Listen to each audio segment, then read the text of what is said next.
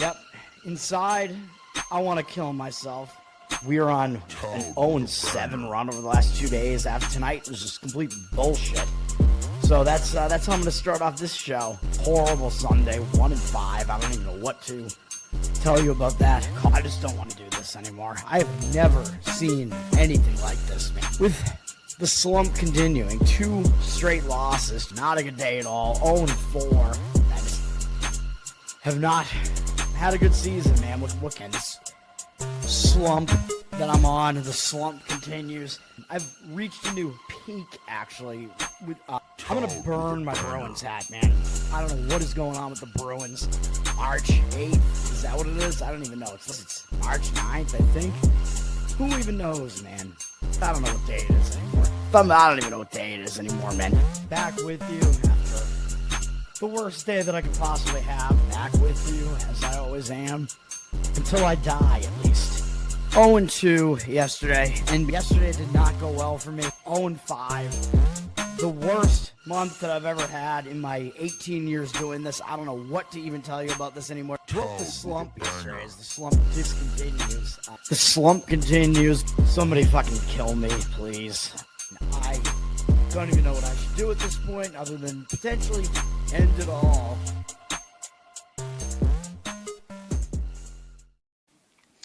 What's up, everybody? It's Toad back with you with Toadstool Sports. It is Saturday, April 25th. Big day on the show yesterday, 3-0. Although, I will say, I didn't realize the Celtics number actually went off at 9.5. So, dude, the number matters, man. I got it at 7. I actually bet it. I won money, personally yesterday because I bet the NBA plays. But all 3 plays won yesterday. Should have bet them all.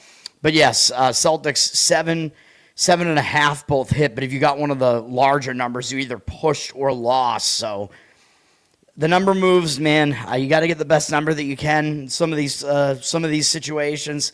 7 is kind of a key number in basketball. I thought the Celtics would win by more than they did. I did not think the game would be as close as it was. And, we got a little bit lucky on that. Jason Tatum hit kind of a ridiculous 3 to push the lead to 6 in the final minute there. And then Celtics won on, I believe, some intentional foul shots there at the end and had to avoid Philadelphia scoring again at the end. I'm happy about it, though. We got the win there. We had the win in baseball early as well. Paul Skeens did the heavy lifting in that one I think he had like a 6-inning shutout in that game. He didn't allow any runs. Milwaukee didn't even score in the entire game, so the full game also went under. A little bit shakier, I guess, on the Woodruff side. Pittsburgh did have 3 runs against him in the first 5 innings, 1 in each of the last 3 innings of that, I think, but it was good enough to hit the under 3.5. That 3.5, it is, it's a slim margin there, but we got it done. And San Antonio wasn't looking good for like half of that game. They really turned it on. They had an excellent third quarter. I think they just absolutely demolished Portland when it mattered later in the game and then did not let up at the end without Wemby. So Wemby didn't play, and the line actually went down to 2 or 1.5. So I'm sitting on the 2.5 ticket. I'm like, yeah, that's not great, but I still thought 2.5 was a decent value there, and luckily it wound up not mattering. If you played San Antonio at all, you won that bet. So they won by double digits. All right, we move on to today. Oh yeah, let's put up that ticker because now we're 37, 15, and 4 in the last 3 weeks now. So there you go. It's 71% win percentage. It's totally unsustainable, but we're doing well. I'm going to give out 4 plays on the show today. I'm skipping hockey again. Hockey, dude, I don't know. I'm looking for these big-time zigzag spots. Not totally seeing it here in hockey, so we're going to wait on the hockey. We'll have some more plays eventually. We will have 2 NBA plays today, and one is going to be a total. Yeah, I don't do that very often, but I will. And I'm going to give out 2 Moneyline Major League Baseball plays that are slightly juicy, maybe. But, if you want to run line them, you could do that as well. But that's what I'm going to do here. 3-0. Charles, yes. The Magic, they're playing today. Uh-huh. Yes, correct. All right. Let's get into this baseball board here. I'm going to try to run through this. I don't know how I could do it faster than I usually do, man, because I have to hit like all the different parts of the analysis. My atrocious Boston Red Sox at the Baltimore Orioles. Orioles won whatever it was, 10-3 yesterday. Brian Bayo should be kicked out of baseball. I'm done with this Red Sox team, man. I can't root for this team. It's absolutely ridiculous. I've already talked about it too much. But this does look like it should be a bounce back spot for them after an embarrassing loss. They got their ace on the mound. I know he's been pitching poorly, but he can't possibly be this bad unless there's actually something wrong with him. As far as the bullpens, Red Sox used 2 relief pitchers yesterday. Baltimore used 3, but they only used Cano for 3 pitches. So bullpens are a little bit of a wash. Both bullpens are actually decent. Or Baltimore's has been actually good. Red Sox pretty good as well. So, as I say, the only good thing about the Red Sox is the bullpen. And even they're getting a lot of complaints too. But really yesterday, Bayo was the entire reason they lost yesterday. Red Sox have had that in the offense. The Red Sox have had an atrocious offense. Second worst in baseball right now to the New York Mets. Although the Mets have Soto back. The Red Sox have not had too many injuries except Roman Anthony is hurt right now, and I have no idea when he's coming back. Seems like it's not even going to matter. And Baltimore has had the better offense over the Red Sox, but where are they at?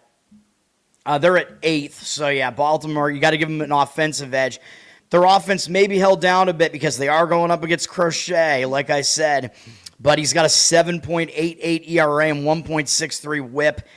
I mean, this guy is one of the top pitchers in baseball, dude. So there's no way that these numbers can continue like that. They're obviously being skewed a bit by that horrible performance against Minnesota, but he has had a really, really bad month, except that his strikeout rate is still there. So it looks like his stuff is still there. His last outing, even though he allowed 5 earned runs, he did get a little bit unlucky in that one. He gave up 2 home runs, had 8 strikeouts, 2 walks, which is more what you would expect out of him against a decent Detroit lineup. I don't know. To me, I think he's going to come back around. I mean, he's way too good not to. 30 strikeouts, 9 walks in 24 innings this year. 30 hits, that's bad, but he's usually nowhere near this hittable. Numbers against the Orioles are pretty good in 33 at-bats, 15-2 strikeout walk ratio, 182 batting average allowed, 653 OPS because there were a couple of home runs in there from O'Neill and Rutschman. O'Neill, I believe, was on the Red Sox for a little while. Yeah, him. Tyler O'Neill. We want him back, man. Better days for the Red Sox. That guy, he's jacked, dude. I like his power hitting. This is the first year in the last, 6 years or something where he didn't hit a home run on opening day, but whatever. Trevor Rogers is pitching for Baltimore. He's been good pretty much since they got him last year. This year, he's been a little bit more questionable. 4.08 ERA. Definitely higher than what we saw out of him last year. 1.33 whip is definitely concerning, though. That's a little bit high. His last couple outings have been pretty bad. He gave up 9 earned runs in 9 2/3 innings. Baltimore lost both games. He took a loss in both games, but he still had 11 strikeouts and 3 walks. So I'm not going to say he's exactly been that bad, but he's been too hittable, kind of like Crochet, more than 1 hit allowed per inning. 25-8 strikeout walk ratio, that's fine. In 28 2/3 innings, he's still a pretty decent pitcher based on what we saw last year. Last year, he was actually Baltimore's best starter once they got him in the rotation. He came from out of nowhere. I don't know. I don't know if maybe that was a little bit fluky. Numbers against the Red Sox are good. In 39 at-bats, 10 strikeouts, 2 walks, 231 average, 550 OPS. And, based on the fact that these pitchers, their numbers don't really look as good as what I think they actually are. I think an under is definitely worth considering in this game. It's already down from 8.5 juice to the over to 7.5 juice to the under, though. I would try to get the 7.5. Go under that. 74% of tickets and 65% of the cash on the over. The bullpens are both decent, and they're not really used much after yesterday. So I think an under makes sense here. Yesterday's game went way over just because of Bayo getting absolutely blown up. I don't think that is going to be what we see in this game, and we know the Red Sox have not been able to do anything on offense. The money is indicating towards the Red Sox as well. Baltimore down from -125 to -113, 67% of the tickets, 58% of the cash. So the money is indicating on the Red Sox. Baltimore is a public side with less of the money on them. It's not often you get Crochet as an underdog, man, so maybe you're getting some value there as well. I'm not going to disagree with the Red Sox side. I mean, I know I'm biased. I'm biased against the Red Sox, though, because I'm a fan and I hate what is going on with this team. Absolute disaster. They got to fire everyone, dude. The board has to kick John Henry out, sell the team, get rid of all of the managers and coaches. Do not get rid of Jarren Duran. That's what I'll say about this shit. The fundamentals are awful, dude. They're awful. Yet again last night, horrible base running from the Red Sox.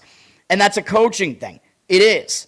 Like, this is fundamental shit. It has nothing to do with the talent on the roster.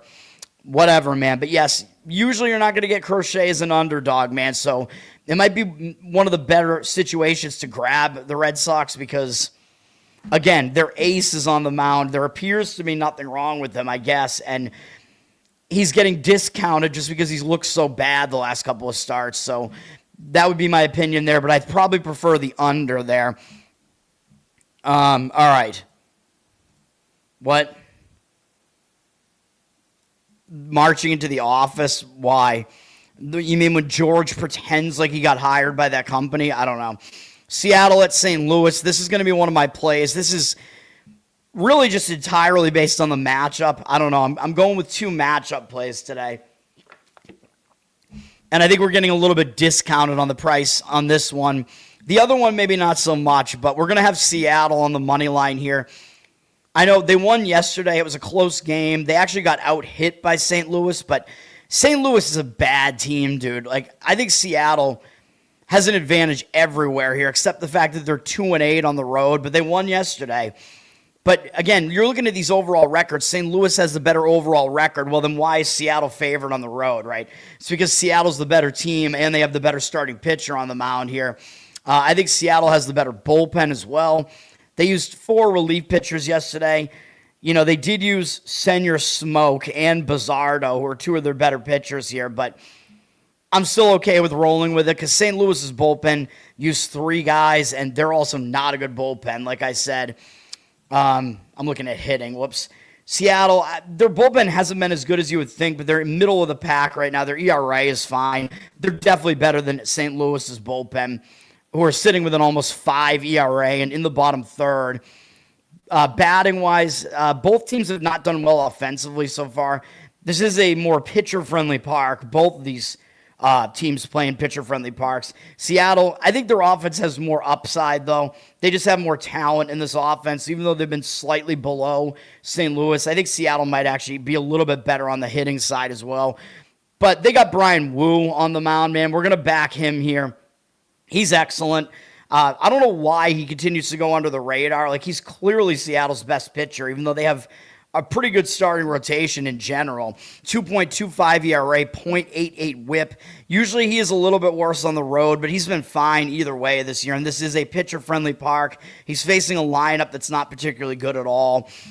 He's got a 26-6 strikeout walk ratio in 32 innings, 22 hits allowed. Not a huge strikeout guy, but even so, he doesn't walk a lot of guys at all. He doesn't allow a lot of hits. He's allowed 3 or fewer earned runs in every outing. And he's allowed 2 or fewer in all but 1. He's Seattle's ace. I don't know why they have him as their third pitcher in the rotation. His numbers against St. Louis are also good, even though they're limited. 16 at bats. He's allowed a home run to Burleson, but that's the only extra base hit. 8 strikeouts, no walks, 125 average allowed, 438 OPS. So I do expect Wu to continue to pitch well here. He's going up against the much inferior Matthew Liberatore, who people might think he's not bad because he has a 3.67 ERA. I would say that is not correct. He has a 1.41 whip, which is definitely too high. You can't keep putting guys on base like this. You look at his strikeout walk ratio, 16-10. That's not going to cut it. He's walked multiple guys in all but 1 outing this year. I know he did well against Houston in his last outing, held them to 1 earned run, but he was very shaky in the 2 prior starts. He's allowed more than 1 hit per inning. I don't think he's a trustworthy pitcher. Against Seattle, he does not have good numbers, although it's 27 at bats. I know it's not a big sample, but they do have a couple of bombs off of him, Arozarena and Naylor. 1 strikeout, 4 walks against them. Bad ratio there. 333 average allowed, 136 OPS. Yeah, we're going to go with Seattle. I know Seattle did win yesterday, but sometimes the better team wins out, man, and the money's agreeing with me. They're up to a minus 142 favorite here. I would say get whatever the best number you can is on this. I mean, if you really want to go to like a -1 run line, I guess you could do that, but the total's 7.5, so it's probably going to be low scoring, but I think Seattle is the better team, and they're under the radar a bit right now because their record is bad. We're going to go with it. St. Louis, I don't buy St. Louis's record at all. I think they're one of the worst teams in baseball. 68% of tickets, 93% of the cash on Seattle. This is like a gap year for St. Louis, and I know sometimes you say that and the team exceeds expectations, but come on, man. Seattle's supposed to be one of the players in the American League this year. I don't see why they wouldn't be because their team is very similar to last year. Let's go with it. Seattle. Moneyline is my recommendation there, even though, yeah, you do have to pay a little bit of juice on that. But that's where we're going with that. Oh, yeah, that's right. Yeah, George Steinbrenner. Yeah, Kyle, what's up? The two Georges. Yeah, Steinbrenner voiced by Larry David in the Seinfeld show, yes. Yeah, that's right. George confronts him, and Steinbrenner likes that he confronted him. Hire this man. Yeah, that's right. I do remember that. That's how he gets the job at the Yankees. A good era in Seinfeld with George working for the Yankees. Cleveland and Toronto. Dude, we got to get through this, man. 16 minutes in. I've only done 2 games. I know I did an intro and whatever. Cleveland did win yesterday. It looks like both starting pitchers might have struggled a little bit yesterday. I did lean Cleveland yesterday a little bit. They did get the win, 8-6. Very high-scoring game yesterday. Possible that Toronto does bounce back now because that was kind of a bad spot for them. They were returning home from the Pacific Coast. You know, I mentioned that yesterday. They were in one of the worst return home spots yesterday. Some of those teams didn't lose, but Toronto did. So a lot of times when that happens, the team will bounce back. Now they're back at home. Whatever they have to do at home, they push it out of the way. Focus on baseball. Maybe Toronto will be able to do that here. Toronto used a lot of relief pitchers yesterday, though. They used 5. That's not a great sign, and they're not really an excellent bullpen either. Cleveland's bullpen has not been that good this year either. They're a little bit more rested after using 3 relief pitchers, but I believe they did use their closer. I'm not sure who they're using as their closer right now. I don't know. It might be Gaddis. I'm not sure, but somebody can let me know, I guess. I don't totally pay attention to some of the personnel here, but Cleveland's bullpen, I mean, they're 10th in bullpen whip, which is pretty good, but their ERA is way higher than all the teams around them except the Dodgers, I guess. 4.71. Not totally a trustworthy bullpen, but I do think they're probably better than Toronto's. Toronto's has definitely been struggling. We're looking at 2 questionable bullpens in this game, let's say. Haven't totally been able to figure out these bullpens. And both teams haven't been hitting well, but Toronto's been dealing with some injuries. I think Toronto's offense is probably better than Cleveland's, even though Cleveland is ranked slightly above them in OPS right now. Joey Cantillo is pitching for the Indians here. I'm still calling them that. 3.2 ERA this year, pretty good. 1.3 whip, not as good. He's definitely too walk heavy, man. He's walked multiple guys in every outing. He can't really keep doing that. He does have 30 strikeouts in 25 and a third innings, so his strikeout stuff is good. Still 12 walks. That's definitely too many walks. He's keeping himself in there because he's allowed fewer than 1 hit per inning, which is pretty good. So, yeah, I mean, he's not a very hittable pitcher. Good strikeout stuff. If he can get his wildness under control, he could definitely go up to that next level, man. It hasn't really happened, but he's been decent at the very least. Numbers against Toronto, they don't have much experience against them. They have 12 at-bats. 3 hitters have faced them before. They're 3 for 12, no extra base hits, 4 strikeouts, no walks. That is a 250 average and 500 OPS for people keeping count. Cantillo might actually do well here. And, you know, I talk about when a pitcher isn't that familiar to the opposing lineup, maybe the lineup will struggle a little bit against him. But he's going up against Kevin Gausman, who has been Toronto's best starter. I mean, he's been very ace-like this year. 2.54 ERA, 0.95 whip. Even though he's in his mid-30s, he's pitching really well. 35-6 strikeout walk ratio, 21 hits allowed in 28 and a third innings. Nothing you could really knock here in these numbers, man. He's allowed more than 2 earned runs only once on the road against Milwaukee, who usually have a pretty good offense. Yeah, I mean, Gaussman is definitely doing well here. His numbers against Cleveland are also pretty good. I would say really good. In 92 at-bats, 25-3 strikeout walk ratio, 196 average allowed, and 504 OPS. I would not really want to go against Gaussman here. It does look like a bounce-back spot for Toronto. Cantillo might be able to do okay here, but the money is coming into Toronto. I don't really disagree with it being, a bounce-back spot for them. If you want to leave their bullpen in the equation, they're at least more rested, and neither bullpen has been that great. 80% of tickets, 97% of the cash on Toronto. I probably agree with it. I wouldn't really disagree with the first 5 under in this one either.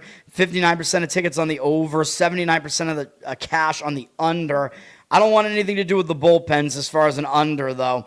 Total is it's pretty low. It's 7.5, but I could see this being a pitching game early on, potentially. So first 5 under makes some sense to me. I don't know. Probably prefer Toronto money line. That's on Fox Sports 1, but I don't want the game, though. Chief Wahoo hat, that's just the typical Indians hat. I think I have 2 of them somewhere at home. Yeah, I don't know. Maybe my dad has been wearing them. I have no idea. Josh, what's up, man? Thanks for hanging out, everybody. Miami at San Francisco. San Francisco was in kind of a bad spot yesterday. As I said, they did lose pretty badly, 9-4 to Miami. San Francisco was coming off that huge series against the Dodgers. Miami, I think, might have had a rest advantage yesterday, too. I think they had the day before that off, so Miami definitely had some advantages in that game. I think obviously, if I'm going to stay off of it, and I like the situation, it's definitely because the matchup doesn't totally line up with it. Maybe I'm being too selective. I don't know. But Miami, I believe, had a day off, and they were coming in off of beating St. Louis, which is whatever. Maybe San Francisco is going to be kind of in a bounce-back mode here, though. Bullpen-wise, San Francisco used 3 relief pitchers yesterday. Both of these bullpens have actually been pretty good this year. Miami used 2. San Francisco's not really a surprise. They were a good bullpen last year. They're top 10 right now. Again, this year, Miami is in the top 3 right now. I think probably San Francisco's is a little bit better, a little bit less rested here, but both bullpens, I would say you could probably bank on them in this game if you wanted to, depending on what bets you're making here. Miami is 6th in offense, which is very surprising. San Francisco, bottom 3. Miami definitely does have the better offense. I don't know if it's that extreme, but we'll give them the better offense. Yuri Perez is pitching for Miami. I like him. I mean, he's still really young. I think he's had multiple Tommy John surgeries already, which is insane. He's got really good strikeout stuff. He's really tall, has a really weird windup that makes his pitches hard to pick up. His problem is usually he gets too wild. He's got a 4.15 ERA, which isn't too bad. 1.35 whip is not exactly great. Again, it's the walks, though. He's got 27 strikeouts, 12 walks in 26 innings and 23 hits allowed. Other than the walks and the 4 home runs allowed, we're looking at some pretty good numbers from him here. He hasn't allowed more than 4 earned runs in any outing. That was against the Yankees in a game where he was way too wild. He hasn't allowed any home runs in his last 2 outings. Besides the Yankees game, he's allowed 3 or fewer earned runs in every outing. And Miami has, in fact, won every one of his starts except the Yankees one. So Miami does win behind him. He generally keeps them in games at the very least, or does better than that. San Francisco only has 4 hitters who have seen him before, 8 at-bats, so he's pretty unfamiliar to them. They are 3 for 8 with a double from Chapman, 375 average, 875 OPS, 1 strikeout, no walks, but I'm not going to put much weight into those numbers. It's such a small sample size. I think Perez could definitely pitch well here. We're in a pitcher-friendly environment, too, and he's still pretty unfamiliar to those guys. He's going up against Robbie Ray, who is having a good early part of the season again for the Giants. 2.86 ERA, 1.09 whip. He's allowed 3 or fewer earned runs in every outing. 31-11 strikeout walk ratio. Still the walks, I don't know, are kind of questionable, but 20 hits allowed in 28 and a third innings. That's really good. He's not been hittable. 5 home runs allowed is a bit too many. Generally, he's been pretty good, except he did hit kind of a bout where he was walking way too many people, but kind of cleaned that up in his last outing. He gave up 3 earned runs against Washington, but had 7 strikeouts, 1 walk. That's not a bad start. 6 innings, 7 hits allowed. That's a quality outing against a Washington team that has been hitting pretty well.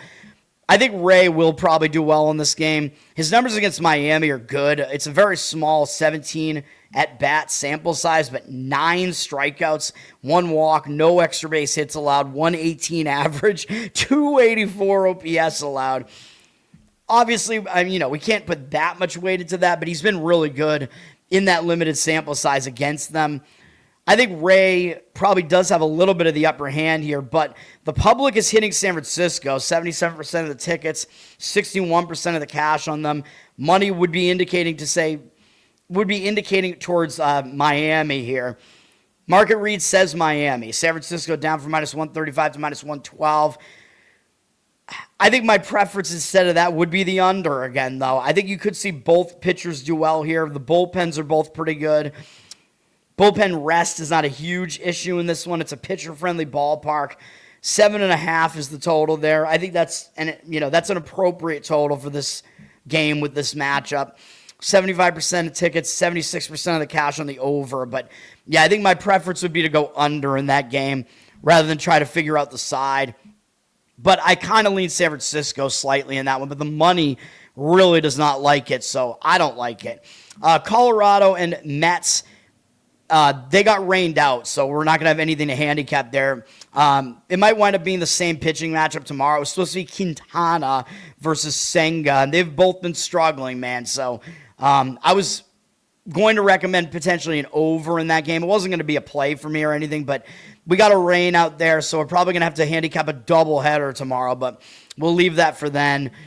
Minnesota at Tampa Bay. By the way, I will say it is hilarious that the Mets lost again yesterday after they got on a winning streak. Oh yeah, we'll stay at home and we'll lose to the Colorado Rockies.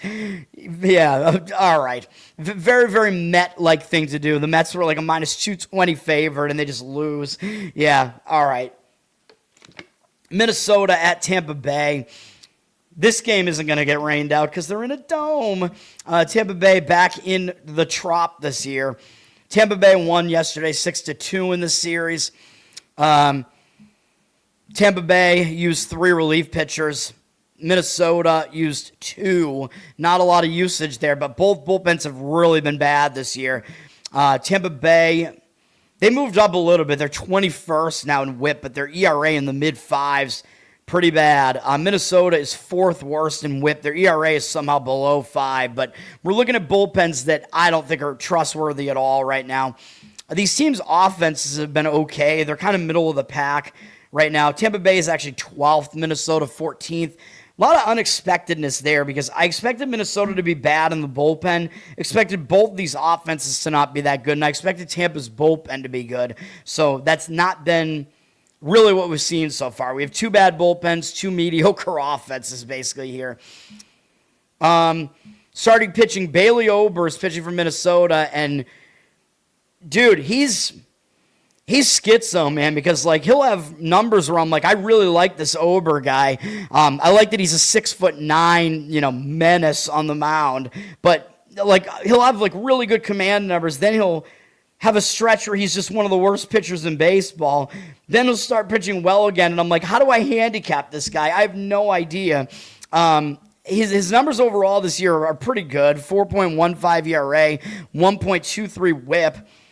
He's pitched well this year. He's allowed more than 3 earned runs only once, which was a 4-run outing against the Red Sox, where he got the win anyway because the Red Sox pitching, that was against Garrett Crochet, believe it or not. That was that horrible Garrett Crochet game.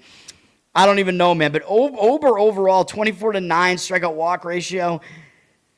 I'm not going to say that's great, but it's not horrible. 23 hits allowed in 26 innings. Overall, his numbers are pretty good, but he's an extreme fly ball pitcher. That's one thing you got to worry about. He's only allowed 2 home runs so far, but he does getting into trouble with the long ball. I won't play the long ball drop again, but yeah, that's the thing with Ober. Against Tampa Bay, 45 at-bats, 12 strikeouts, 2 walks, 222 average, 589 OPS. So his numbers against Tampa Bay, they're definitely good. So Ober definitely could come in here and pitch well. He's going up against Shane McClanahan, who is trying to bounce back from, I believe, being injured for an entire season. I think he had Tommy John surgery. He's not that old. He's at 28. He's 28, and he was really good before the injuries. He hasn't quite been able to make his way back from it yet, although obviously he has the potential to be really good again. He is not right now, though. 5 ERA, 1.33 whip. He's got 18 strikeouts and 11 walks in 18 innings, 13 hits allowed so far. The walks obviously are the main issue here, but he didn't walk anybody in his last outing against Pittsburgh, so might be trending in the right direction, but he was too hittable in that outing. He gave up 8 hits, so he needs to get on the better side of both of those things. But like I said, he can. It's just that he actually hasn't pitched since 2023 before this year, so he's still kind of working his way back. I think he could potentially be good again. Like, he was really good back in 2023, 2022 for Tampa, and then everybody kind of forgot about him. We'll see if he can get back to that. Numbers against Minnesota, they only have 3 hitters who have ever seen him before. The only extra base hit is a double from Josh Bell. They only have 10 at-bats against him. 5 strikeouts, 1 walk, 200 average, 573 OPS. McClanahan could definitely potentially do well here. Maybe we'll start seeing him getting back to the glory days here. The money is coming in pretty heavily on Tampa Bay. They're at minus 135, 57% of tickets, 97% of the cash on them. I don't have a good read on the side here. I think an under first 5 innings makes sense here. I don't want anything to do with the bullpens, obviously, but I could see both starting pitchers doing well here. The matchup numbers look okay. I mean, there are definitely question marks here about both starters, though. But the fact the money is coming in on Tampa means the professional money does like McClanahan here, and they do think he's worthy, I guess, or maybe they just really don't like Ober. I'm not sure which one it might be. The advanced analytics guys really don't like Ober. I know that. But we have a lot of action on the over, or a lot of public action. It looks like 94% of the tickets, 97% of the cash. Total did flip to 8 juice to the over, not the Bailey Ober. Yeah, I would lean under first 5 in that game. That might be my preferred approach in that game, but obviously I don't have a good opinion on that game, really. Yeah, the Mets, I don't even know who they are at this point, man. Since their Pride Night fiasco last year, they've been the worst team in baseball record-wise, and then they had lost every game since the Mamdani when he hugged Mr. Met. They'd lost every game since then until recently, until those 2 wins. Mets are a joke. Yeah, well, the Red Sox are a joke. I thought the Mets would win the NL East this year, man. And I thought the Red Sox would be second in the AL East and get into the playoffs as a wild card. Man, it's ridiculous, dude. Those teams are underperforming their talent to a ridiculous degree. Next game up is my last play. This one, I don't know, man. I might be getting a little bit worried about this one. If you want to go a run line on this, you could do that too, but you need the White Sox to actually be winning after 5 innings here. I don't want to go full game on this. I don't trust either bullpen here, but I don't want to deal with the bullpens here. I'm focusing on the starting pitching. I'm going to go Chicago White Sox first 5, money line at minus 145. I know I'm giving out a couple of money lines that are in the minus 140s, but that's just the way this worked out, man. If you want to go run line, like I said, minus a half run is at like even money, I think, at some of the books out there. So you could do that, but then you actually need them to be winning after 5 innings. If you go money line and the game is tied, you get your money back. So that is obviously why you have to pay a higher price for that. I like the starting pitching matchup, obviously, if I'm going first 5 White Sox here. White Sox, people don't like this White Sox team, but, you know, I think they might be one of the more improved teams. I mean, it's tough to not improve when you're historically bad. Like, I think they were worse than the Rockies last year. I think the White Sox are going to be more improved than the Rockies this year at the very least. It's looking like they might be so far. They did win yesterday 5-4, but they're up against a Washington team that I think stinks. So I think the White Sox definitely could do this here. They won yesterday. Washington only has 2 relief pitchers. Just, looking at the entire game handicap here. White Sox used 4. They're a bad bullpen with more usage yesterday because, they didn't go with the bullpen game. They did what I told you they would do. Hudson opened for them yesterday. Then Eric Fetty pitched for like 3 1/3 innings or something. Then they used the rest of their bullpen. I don't want anything to do with this bullpen. So we're going to take them out of the equation here. Then they have Osvaldo Bido. I thought he was on a different team to start the season. He's moving all over the place. He was on the A's last year, but I thought he was somewhere besides the White Sox this year. I don't know. I don't even want to know. Anyway, White Sox have the worst bullpen in baseball whip-wise. I don't want anything to do with that. The Nationals are also really bad, though. They're bottom 5. Both these bullpens are bottom 5, but we'll take them out of this equation completely for this. As far as the offenses, the White Sox are up to 17th in offense. They've been actually hitting the ball decently. They started out bottom of the pack, and now they're actually doing all right. And they might be able to continue hitting against Washington as well. Washington has been good offensively, though. They are the better offense here. That is an advantage to Washington here, but I like pitching over offense, and Washington is sending Jake Irvin to the mound. And by the way, yes, Washington did use Mikolas after an opener. They had Poulin open yesterday, and then Mikolas did pitch after that.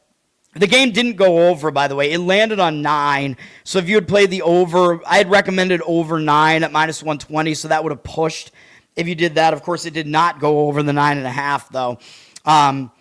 The pitching didn't get blown up as much as I thought it would, although it was still, I think it was a 5-4 final. I don't know. You definitely could have seen more runs in that game. Like, I looked at the pitching lines, and those pitchers didn't do that well. But, yeah, so Jake Irvin is starting for Washington here. He's been pretty bad. 6 ERA. 1.29 whip isn't that bad. Indicates his ERA probably should be, like, in the 4s. He's had only one really bad outing against the Dodgers, and other than that, he's allowed 3 earned runs or fewer in exactly 5 innings in each of his other outings. I still don't really think he's that trustworthy, though. He's got 25 strikeouts in 24 innings. That's good. 11 walks is definitely too many walks, although he walked nobody in his last outing against Atlanta. Still lost the game. He's given up fewer than 1 hit per inning, so give him credit for that. He's allowed 4 home runs, which isn't that good, although 2 of them were at Chicago, the Cubs, in a Wrigley game that might have been one of those wind-blowing out games. I'm not sure. I don't know. But against the White Sox, his numbers, it's a small sample, 20 at-bats, but the White Sox have been able to hit him, surprisingly. Maybe not surprisingly because Irvin's not that good, but this White Sox lineup isn't really that good. 3 strikeouts, 1 walk, 300 batting average, 983 OPS. So I do think Irvin is fadeable here, and he's going up against Noah Schultz. It's a risk. I know it's a risk because this guy is a rookie, but I like this dude. I like Noah Schultz. He's a 6'10" lefty on the mound. Like, dude, he's Randy Johnson, man. Although I know Randy Johnson, it actually took Randy Johnson a while to actually get going in the majors. Like, I guess when you're this tall, like, I don't know, you have to work on your mechanics more. I don't know what the deal is, but dude, he's been good so far in 2 starts. 3.86 ERA, 0.96 whip. His first start was a little shaky. Yeah, he walked 4 guys. I think we might have lost a play on that game. I can't remember. But, yeah, I think I had the White Sox in that game. We did not get that right as an underdog. Now I know they're the favorite here, but what he did in his last start, he went into the A's stadium, and they're a hitter-friendly ballpark. You know that, and that offense isn't really that bad. And he went 5 innings, 6 strikeouts, 1 walk, and held them to 1 hit, which, yes, it was a home run, but still, it's a home run-conducive ballpark. I like what we're seeing here. I like this trend. He looks to be trending in the right direction. I mean, we don't exactly need him to be this good, in this game. And going first 5 innings is also, I think, advantageous here because they might have him on a little bit of a short leash, but they let him go 5 innings in another game, so they might let him go exactly 5 again, you know what I mean? So going exactly 5 innings, we'll ignore the bullpens. Hopefully Schultz will be in there for all 5 innings, but he's good, dude. Like I told you, when I handicapped his first start, I looked at his minor league numbers. He was pitching well in AAA this year. That's why they brought him up. He's one of their top pitching prospects. He's got a decent pitch mix. I think he has a 4 or 5 pitch arsenal, which is good at the major league level. Pretty hard fastball. He's got some good moving stuff. I think he has like a sinker that's just like really, really disgusting. Like the sinker, just like the bottom just falls out of that thing, and he throws it at 96 or something like that. He's got some nasty stuff, dude. And a lefty at that height also could be pretty difficult for hitters to pick up. So let's do it.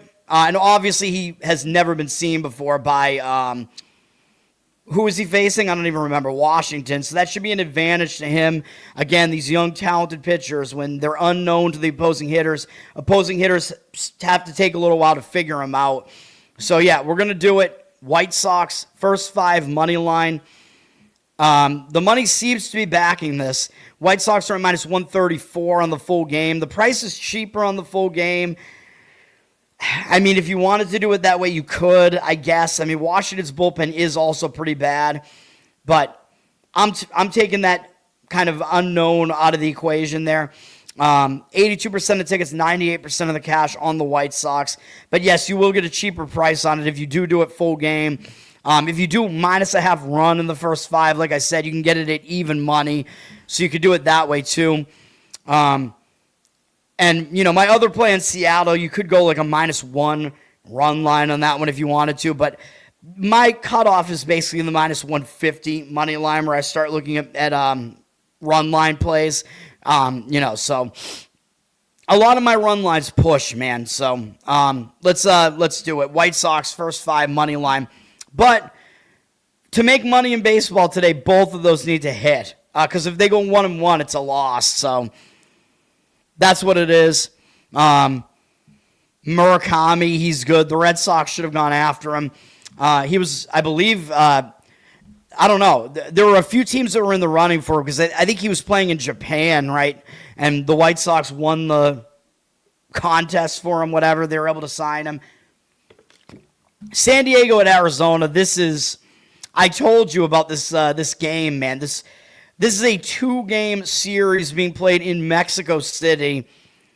I hate this international bullshit, man. It's going to be so fucking stupid. Mexico City, like I said, is at an elevation of like 10,000 feet. So you know what that means. You know the total in this game is going to be extraordinarily high because of the extreme elevation. Arizona is coming in. Both teams were off yesterday to travel to this. So both teams have the same rest, I believe. Arizona just lost to the White Sox at home, so they're traveling in from Arizona. Now, the good thing for both these teams is they play in Colorado every year in their division, so they're used to high elevation, although this is even higher than that. San Diego just played in Colorado, so maybe that's a slight advantage to them because they just played in a high elevation environment, and now they're coming in from there. So they're a little bit more adjusted to the elevation. So San Diego, the schedule makers gave them a little bit of an advantage there, man. I don't really know how big of an advantage that really will be, though. And I thought Arizona had some sort of scheduling edge as well. I think it's just that they're leaving home pretty much. Like, they just had kind of a bad homestand. They lost to the White Sox. Leaving home, that is usually a positive focus spot, but both teams are going to be focused because this is some stupid international event here.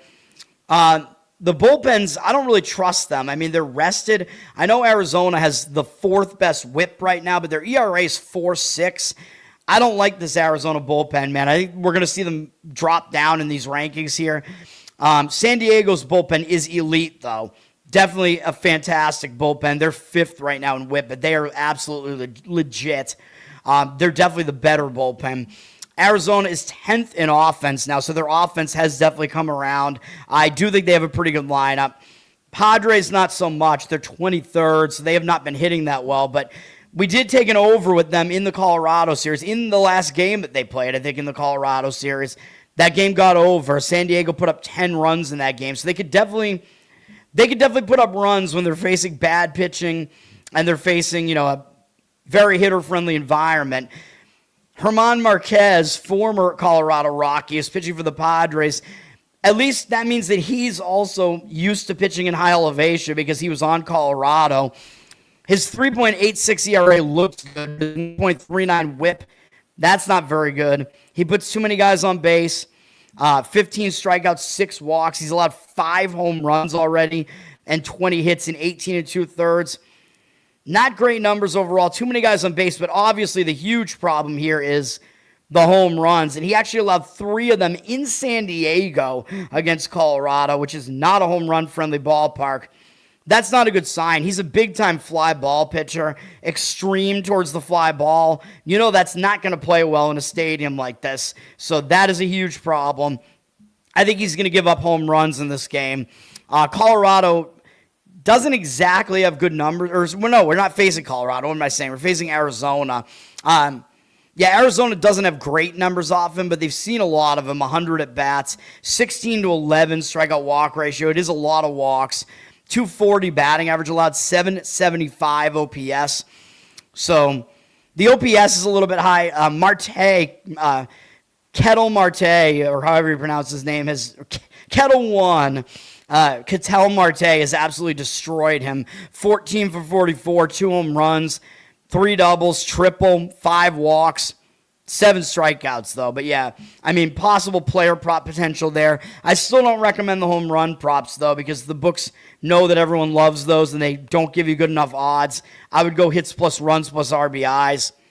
You might have to pay a steep price for that, too, because he's one of the bigger names in that lineup and playing in this very hitter-friendly ballpark. But, I don't think Marquez is going to have a great time in this one. Zach Gallen is pitching for Arizona. He's not as extreme of a fly ball pitcher, but he hasn't been that good either. And like Marquez, his ERA makes him look better than he actually is right now. 3.51 ERA, 1.48 whip is really bad. You can't put that many guys on base. His strikeout rate is way down. 14 strikeouts in 25 2/3, 7 walks, 31 hits allowed. He's been way too hittable, dude. Gallen, he wasn't that bad of a pitcher a couple of years ago. He's only 30 years old now. I don't know what the deal is with him. He fell off last year. This year he's not pitching well. It looks like something is going wrong with his stuff. I have no idea what the deal is. Not sure he's going to do that well in this game here either. He is facing San Diego. So, of course, some of this history is going to be in San Diego's pitcher-friendly ballpark. They're very familiar with him. 156 at bats, 39 to 18 strikeout walk ratio. That's also too many walks. 250 batting average allowed, 821 OPS.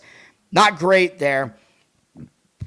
So, overall, both pitchers, their numbers aren't horrible enough that I really want to do this, but I would probably lean over in this game. But again, the odds makers know what's going on here. They threw the total up there at 14.5, and it's already up to 15.5 juice to the over. It looks like it's going to be 16. But I told you, man, Mexico City, 54% of tickets are on the under, 58% of the cash on the under. Is this an overreaction to the Mexico City environment? I don't really think so. And, I talk about how even though San Diego's bullpen is good, starting pitching, if the starting pitching does bad, you get, worse relievers coming in. It kind of cascades into it all. I'm going to lean over in the game.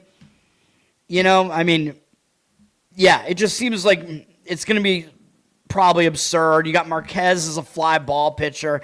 Both pitchers are very familiar to the opposing offenses. Both pitchers have an ERA that makes them look better than they actually are. Over makes sense to me in that game. But again, you're going over a ridiculous total there. But maybe it's justified.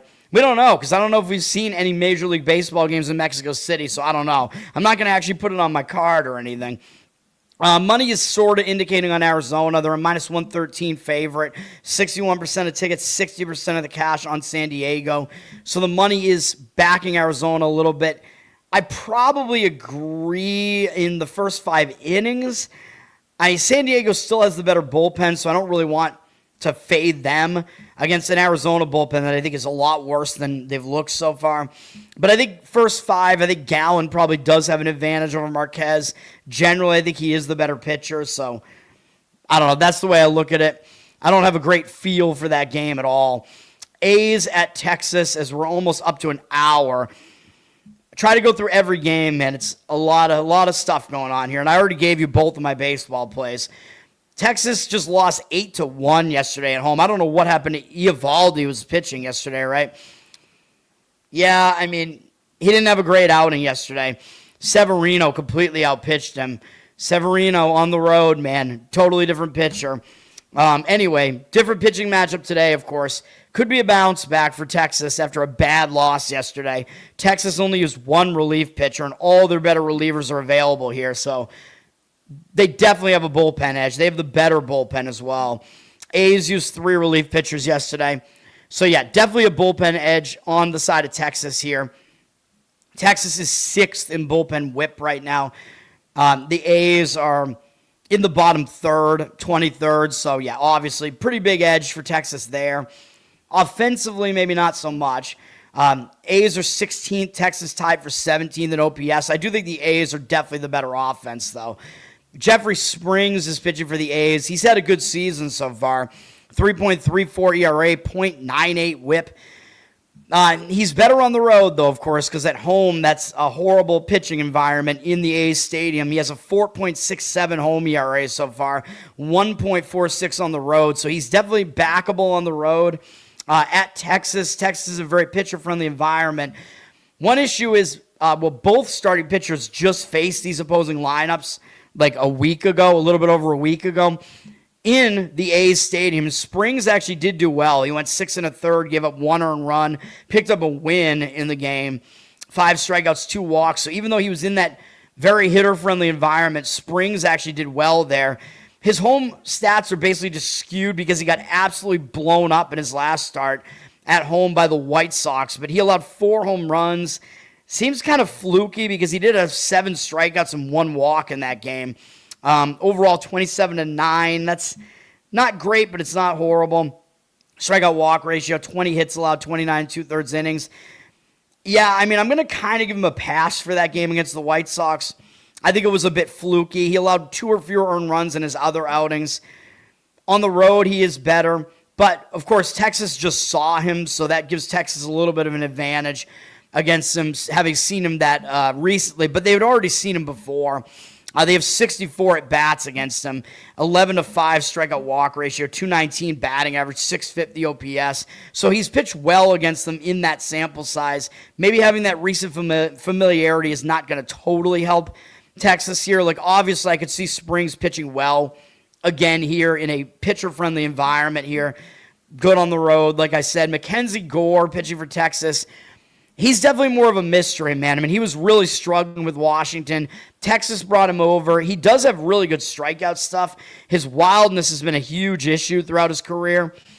He's looked fairly good this year, although his recent starts have not been good. 4.15 ERA, 1.19 whip. Problem is, his last 2 starts, he had 6 walks in one of them, and he gave up 3 home runs in the other. At Seattle. The 6 walks were in the A's one at the A's stadium. So, yes, he did just face the A's on the road, and he only went 4 2/3. Wasn't horrible except for the walks. He gave up 2 earned runs, 5 strikeouts, 6 walks, though. That's bad, but that does mean the A's did just see him because that was that game. He lost to Jeffrey Springs, I'm pretty sure, in that game. He might do better this time, but he wasn't that good against Seattle last outing, but his walk number came back down. He only walked 1 guy in that last outing, 5 strikeouts. So he was actually better than it looks. Like 3 home runs in Seattle is definitely a bit of a fluke. So I'm not really ready to say that Gore is bad right now. For the most part, he's had more good than bad this year so far. 35-12 strikeout walk ratio. It is still too many walks. It is a high strikeout rate. 26 innings, 19 hits allowed. He's very difficult to hit, except that people have made contact with him and launched home runs, 5 of them. But, 3 of them in kind of that fluky game. I don't know. I think overall I kind of lean towards Gore doing decent here. But his numbers against the A's are actually really bad. In 46 at bats, 10-9 strikeout walk ratio, 435 average, 1,014 OPS. That's pretty bad. Maybe I do have to take that back. I don't know. I looked at all these numbers earlier. The money is backing Texas here, though. I do think it is a bounce back spot for Texas. If you're going to go Texas here, definitely go full game because their bullpen is a huge advantage. They're at minus 130. 68%, 60% of tickets, 78% of the cash on Texas. Money is backing Texas to bounce back here. I think they are the better team, but I think Springs, based on the matchup there and the fact that he's good on the road, I think he might have an advantage in the early part of this game. So maybe A's first 5 inning makes some sense, but the money is also hitting the under. I could see that. I would say make that first 5, though, because I don't think I want to deal with the A's bullpen as far as an under is concerned. 81% of tickets is 66% of the cash on the over. Total is at 8 for the full game. You could go first 5 under, but then Gore needs to somehow overcome those bad matchup numbers against the A's. But, dude, it's a different environment with Texas, though. That's the thing. Like, Gore pitching with Texas, it might be totally different, right? He might do better than he did last time out against the A's, but then again, the A's did just see him, so they got more familiar with him, so that's a little bit of an extra advantage to the A's offense here. But again, Texas does have the same advantage because they just saw Springs, so there's a lot going on here.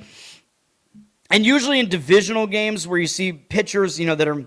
These pitchers aren't necessarily that familiar to the opposing hitters, though, but divisional games, usually there's a lot of familiarity there with the pitchers, so a lot of times I will have a tendency to go over, especially when the pitchers just saw the opposing lineups, but that game, I don't really think so.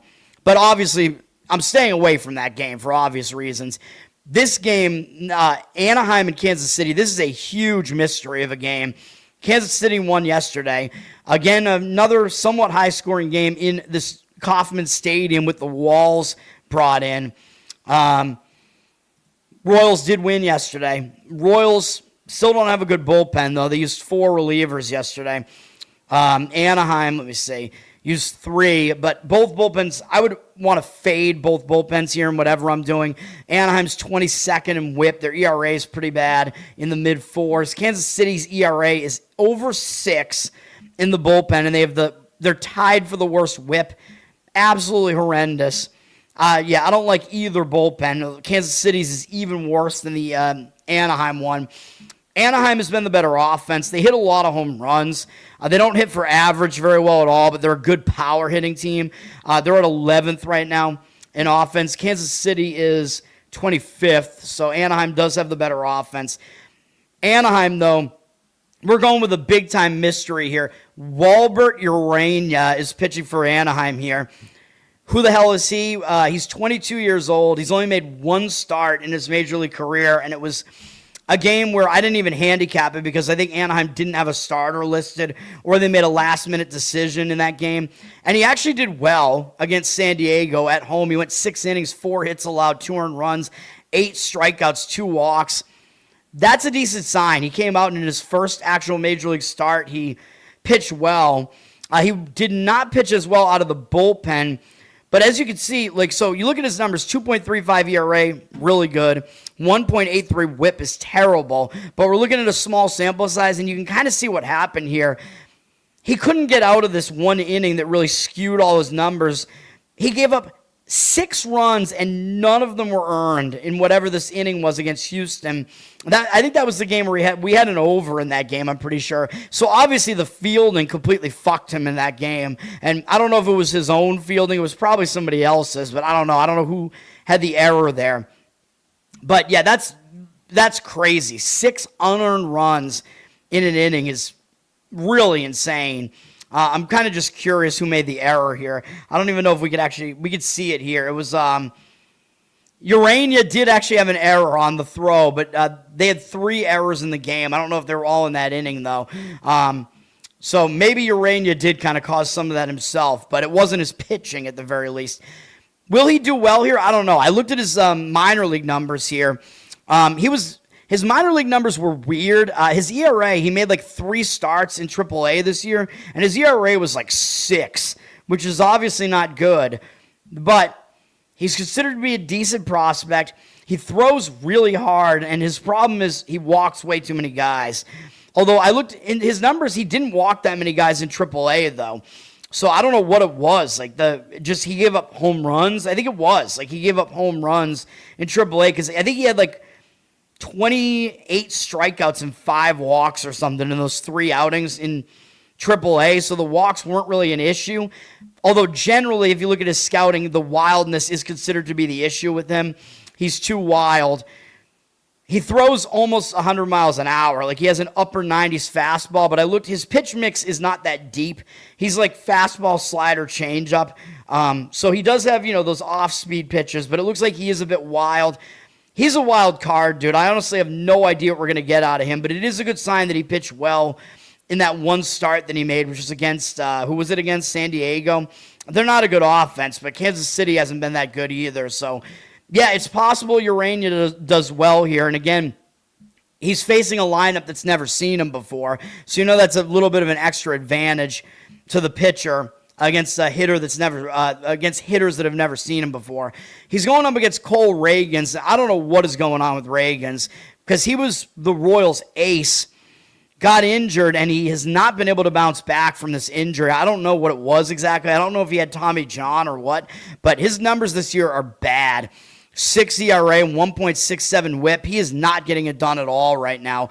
He had 8 walks in his last outing against the Yankees, and we took a loss on the Royals in that game. His last 2 outings, his walk number skyrocketed. 12 walks in his last 2 outings. And one of them, he didn't allow any runs against Detroit. I don't know what is going on, man, but he's back home. He only had 1 home start so far this year. It was against Minnesota. He went 6 innings. He gave up 1 unearned run in that game. 4 hits, 8 strikeouts, 1 walk. So that was his best start of the year, easily. So it does look like he's better at home right now. His overall numbers, though, this is some real bad stuff. 22 strikeouts, 18 walks because of all those walks in those last couple outings, and 4 in his first one. 6 home runs allowed, that's bad too. But 3 against the Braves, 3 against the Yankees, both on the road. 17 hits in 21 innings, that's actually good. He hasn't allowed that many hits. I think Ragans is going to come back into some sort of form at some point, dude. I do. Maybe it'll be here now that he's back at home. I know it's not a pitcher-friendly park anymore in Kansas City. Jury's still out as far as it being actually hitter-friendly. I'm not so sure about that. But we know, dude, looking at his career numbers, unless the injury completely derailed this guy, which I don't really think so. Like last year, his numbers were actually kind of in line with what he's done throughout his career. His ERA was a bit higher, but I think he got a little bit unlucky. Yeah, I expect him to round into form at some point here, man. He's got decent numbers against Anaheim in 45 at-bats, 19-4 strikeout walk ratio, 200 batting average, allowed 732 OPS. Those numbers are not bad. The OPS is a little bit high. He's allowed 3 home runs to them, which that's what Anaheim does. They don't hit for average, and they hit home runs. We'll see. This is a very difficult game to handicap because there's just such a wide variety of things that can happen here. Like, both pitchers could come out and do really well. Both pitchers could come out and get lit up. It's crazy. The money's coming in towards the under. 50% of tickets on the under, 70% of the cash on the under. If you do that, you got to go first 5 innings. The total did drop a little bit, full game to 8.5, but I don't want anything to do with either bullpen here, obviously. So I would go under first 5 if you're going to go under. Which I don't necessarily disagree with. The money is hitting Kansas City. They're at minus 147, 70% of tickets, 96% of the cash on KC here. The professional money seems to trust Cole Ragans to get a bounce back here. Obviously, it's definitely possible. I could see it happening. I don't know if I want to bank on it. I could see him pitching well. I think I will lean towards first 5 under as probably my preferred approach in that game, but it's really not a strong opinion, man. Act accordingly, but yeah, that's what I think about the game. The money's saying Kansas City, but then again, you could see Urania potentially doing well against a lineup that hasn't faced him before, but yeah, I don't know, man. Also hate Kansas City's bullpen, but it is possible. It's definitely possible that Reagans outlasts Urania in this game. All right, I'm going to take a quick break, finish this off, and then we'll do the playoffs. Mexico City pollution. So what? You think the total's an overreaction? I don't really think so. I think the elevation, is real there. I think it's going to be a high-scoring game. It may not actually be the first. I think we may actually have had Mexico City games in the past. Actually, let me look that up real quick before I take a quick break here.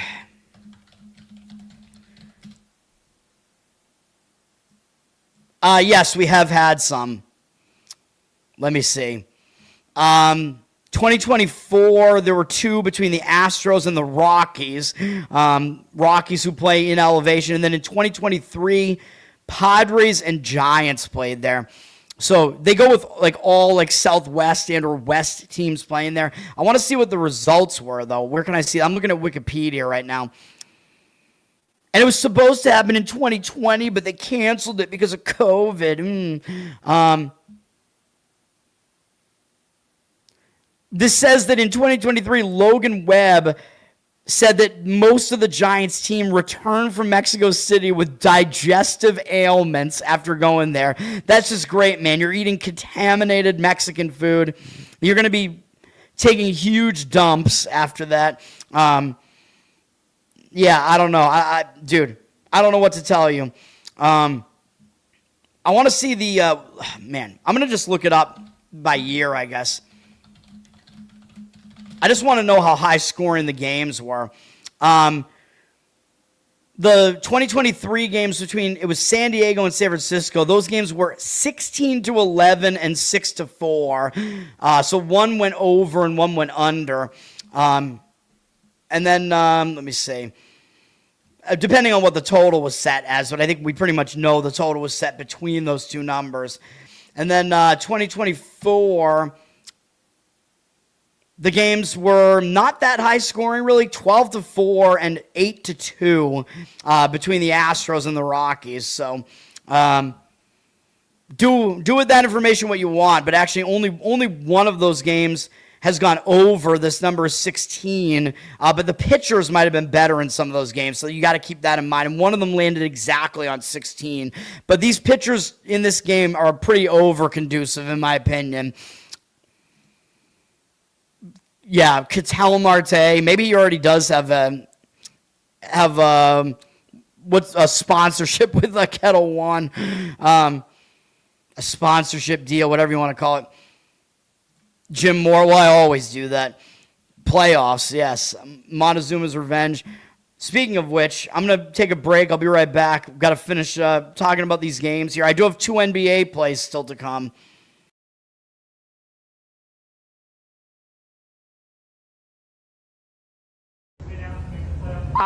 Playoffs? Don't talk about it. Playoffs? You kidding me? Playoffs? I just hope we can win a game. Another game.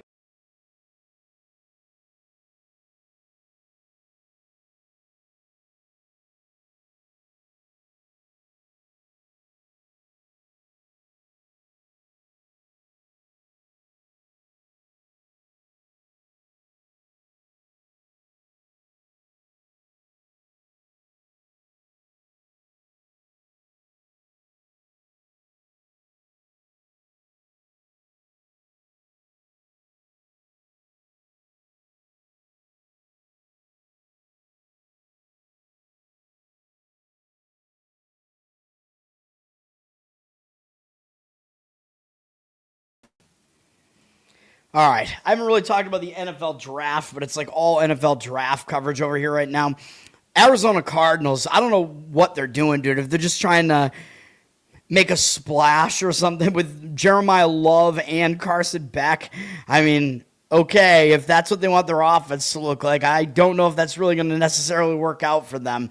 I don't really trust Beck. I don't know if I trust Love to be that good in the NFL either, to be honest. I think if you're going to draft Miami players, you got to be looking at like the dudes in the trenches and stuff. And obviously their top offensive lineman went to the Giants in one of their first round picks, which I thought was a pretty decent pick from them. Miami was great in the trenches. Maybe not so much with their quarterback and their skill positions, although he led them to the championship and they almost won. So, and we had a winner on that, baby. Miami plus the points in that game on this show. All right. Yes. All right, let's finish off this baseball here. Yankees at Houston Astros. I thought the Yankees were in a bad spot, being at a rest disadvantage yesterday and having swept the rival Red Sox, if you still want to call it a rivalry. But no, the Astros pitching is just totally in the tank, and the Yankees beat them 12-4 yesterday. This Astros pitching is really, really bad. Their bullpen is bad, really bad. They used 3 relief pitchers yesterday. The Yankees only used 2. Yankees bullpen isn't great, but it is better than the Astros. Astros, 3rd worst in Major League Baseball, 2nd worst ERA. They're just a train wreck in the bullpen. Yankees are 19th. They're not great in the bullpen, but obviously, I already said it. Better than the Astros. Both teams have been good offensively. They're 4th and 5th, Houston and Yankees respectively right now. Probably the Yankees do have a slightly better offense than Houston. Starting pitching is interesting. Ryan Weathers is pitching for the Yankees. You see this here, paternity.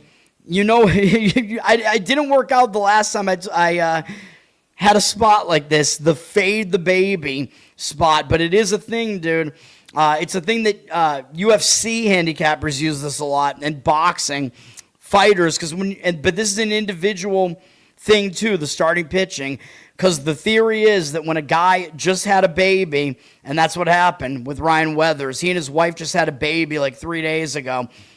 When that happens, it's a distraction because you got to deal with the baby. You're not getting sleep. It could definitely throw you off. It didn't work out for us when we tried to fade. Whose baby did we fade? I don't even remember now. But, I think it's still a good angle to use. So I don't know if I trust Weathers in this spot, although he's been pretty good this year. 3.18 ERA, 1.24 whip, even though he's really only in the Yankees rotation because they have injuries to Garrett Cole and I forget who else they have. But he's been good. 36 strikeouts, 8 walks. That's actually really good. In 28 1/3 innings, 27 hits allowed. He only had 1 bad outing against Anaheim where they hit 4 home runs off him. Kind of fluky. And other than that, he's been quite good. A couple of starts where he didn't really go like a full outing. But other than that, those are his first 2 starts. He's gone pretty deep into these other outings recently. Weathers has been pretty good, man. And he's pitching on normal rest because he pitched on the 19th, so that's not going to throw off his schedule, really.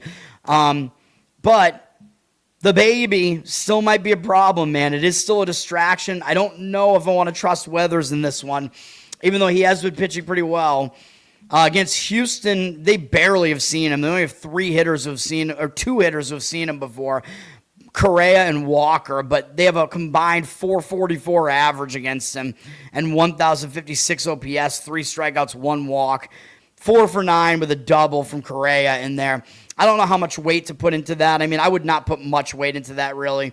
I think Weathers, under normal conditions, normal Weathers conditions, there you go, I would think that he would pitch okay here, but the baby, it worries me, man. It does. Congratulations to Ryan Weathers, though, on being a father. I think he already has a kid, I think this is his 2nd kid, maybe. I don't know. I don't know him personally. Mike Burrows. Oh, and by the way, maybe his kid is a boy, and maybe his kid will wind up playing for the Yankees as well, because Weathers' father played for the Yankees, I'm pretty sure. So there you go. Mike Burrows is pitching for Houston. He's not having a good season. They got him over from Pittsburgh. He looked like he had some potential with Pittsburgh, but Houston seems to be where pitchers just all go to die. 6.75 ERA, 1.69 whip. Not good. 25-9 strikeout walk ratio is not horrible, but he's allowed 5 home runs, 36 hits in 26 2/3 innings. That is really bad. He's been really hittable. Houston's lost 4 of his 5 outings, and he really hasn't even been facing offenses that are that good. I mean, Anaheim's okay. Red Sox are bad. Colorado, bad. St. Louis, bad, even though I know they've been hitting a little bit better than you would think. Seattle they're a decent offense in my opinion, but they're struggling this year. So it's not like Burrows is going up against these elite offenses, and he is going up against one of the better ones today. Yankees don't have much experience against them, though. They're 1-for-4 off him, with the only hit being a home run from Jazz Chisholm, who I think Chisholm sucks. Like, I don't know, man. He's not a good hitter. I think he's a terrible fielder. I don't know what to tell you. Bad base runner, bad fundamentals, whatever. That home run that he hit off of Peyton Tolley the other day, the only run Peyton Tolley allowed, was the cheapest home run you'll ever see, off of Pesky's pole. Yeah, whatever. Pesky pole. Anyway, Yankees are only 1-for-4 off of Burrows with that home run from Chisholm, 1 strikeout, no walks. I don't know what we can really put into that, but I don't trust Burrows. I know he's unfamiliar to them, which could be an advantage, but I don't think we could trust him. I don't know how we could trust either of these pitchers necessarily here. The line on the Yankees is -143, 88% of the tickets, 88% of the cash. Yankees look like they're a very public side here. I don't really see how you could fade them, even though I liked the idea of fading the baby, but I don't want to be on Mike Burrows either. So what do we do with this? I would say over is probably my preference here. I could see Weathers having a distracted start because of the baby. Burrows is not trustworthy. The bullpens definitely could give up some runs in this one as well. I know yesterday's game went way over, but, that's the way that I see it. Houston, they're definitely an over team. I mean, that's what you get when you have a good offense and a terrible bullpen. 93% of tickets, 98% of the cash on on the over, excuse me. So the money is hitting the over a little bit. It is at 9. I would try to get over 9 instead of 9.5 if you're doing that. Yankees team total over makes some sense as well, but you're going to probably need them to score a lot of runs, 6-7 runs. They could definitely do it against Burrows and the Houston bullpen, but I think I'd probably prefer to spread it out across both teams. I think I'd probably prefer the full game over. That would be my lean in that one. The Redskins, yeah, I mean, their first round pick was pretty good. I think with they got Styles, right? Is that his? I forget his. Is that his name? I forget his name. The logo is bad. Yeah, just go back to the Redskins. I don't know. I'm not a fan. I basically dislike them just because they changed their name. Yeah, Sonny Styles. Yeah, SS. Oh God, he had an SS pin to him. People were like, "This guy's a Nazi." I'm like, he's black, and his name, those are his initials. So okay, all right. Pittsburgh and Milwaukee. This is the series. We played the game yesterday. We got the win with the under in the first 5 innings in that one yesterday. Paul Skeens, nice performance out of him yesterday that did most of it for us yesterday. But it was a shutout. So Milwaukee was returning home from a road trip. And I talk about how that's a bad spot. You can get distracted. They also had to go up against Paul Skeens. They got shut out. So a couple of positives situationally for Milwaukee here, because when teams get shut out at home, a lot of times they bounce back in the next game. When teams have a bad game when they return home from a road trip, a lot of times they bounce back in the next game. So definitely that has me kind of looking towards Milwaukee here. I don't really love Milwaukee's bullpen, but they only use Drohan, who I remember handicapping him as a starter at one point. I forget if we had a play on that game or not, but they use only him out of the bullpen. Pittsburgh only used 2 relief pitchers as well. So both bullpens are pretty intact here. They're both pretty mediocre bullpens, though. Pittsburgh's ERA looks good at 3.45. The whip is higher than you really want at 1.37. Brewers have an ERA in the 4s. 1.5 whip is really bad. So they're bottom 3rd whip in the bullpen. I think Pittsburgh does have the slightly better bullpen here. Offensively, Pittsburgh is 14th, and the Brewers are 22nd. But I think the Brewers generally have a better offense. It's just that they've been dealing with injuries and whatever. I do expect them to break out a little bit more in this game, though, after yesterday. However, the problem is they have to go up against Mitch Keller, who I have declared him the most underrated pitcher in baseball because nobody knows his name. Nobody ever talks about him. His name is way too similar to Merrill Kelly. His numbers are good, though. 2.79 ERA, 1.1 whip. There's nothing you could really dig at here except that he had one bad outing at home against Washington. Walked 4 guys, gave up 5 earned runs in 4 innings. Bounced back after that. 7 innings, 2 earned runs allowed, no walks against Tampa Bay. 5 strikeouts there. Overall, 19-9 strikeout walk ratio. I know that's not great.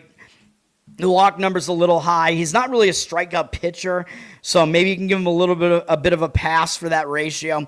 23 hits in 29 innings, so he does not allow many hits. He's allowed 2 or fewer earned runs in all but that outing against Washington so far. That's all pretty good. Brewers, though, do hit him pretty well. In 103 at-bats, 27-8 strikeout walk ratio, 291 batting average allowed, an 847 OPS. So the Brewers are able to hit him pretty well.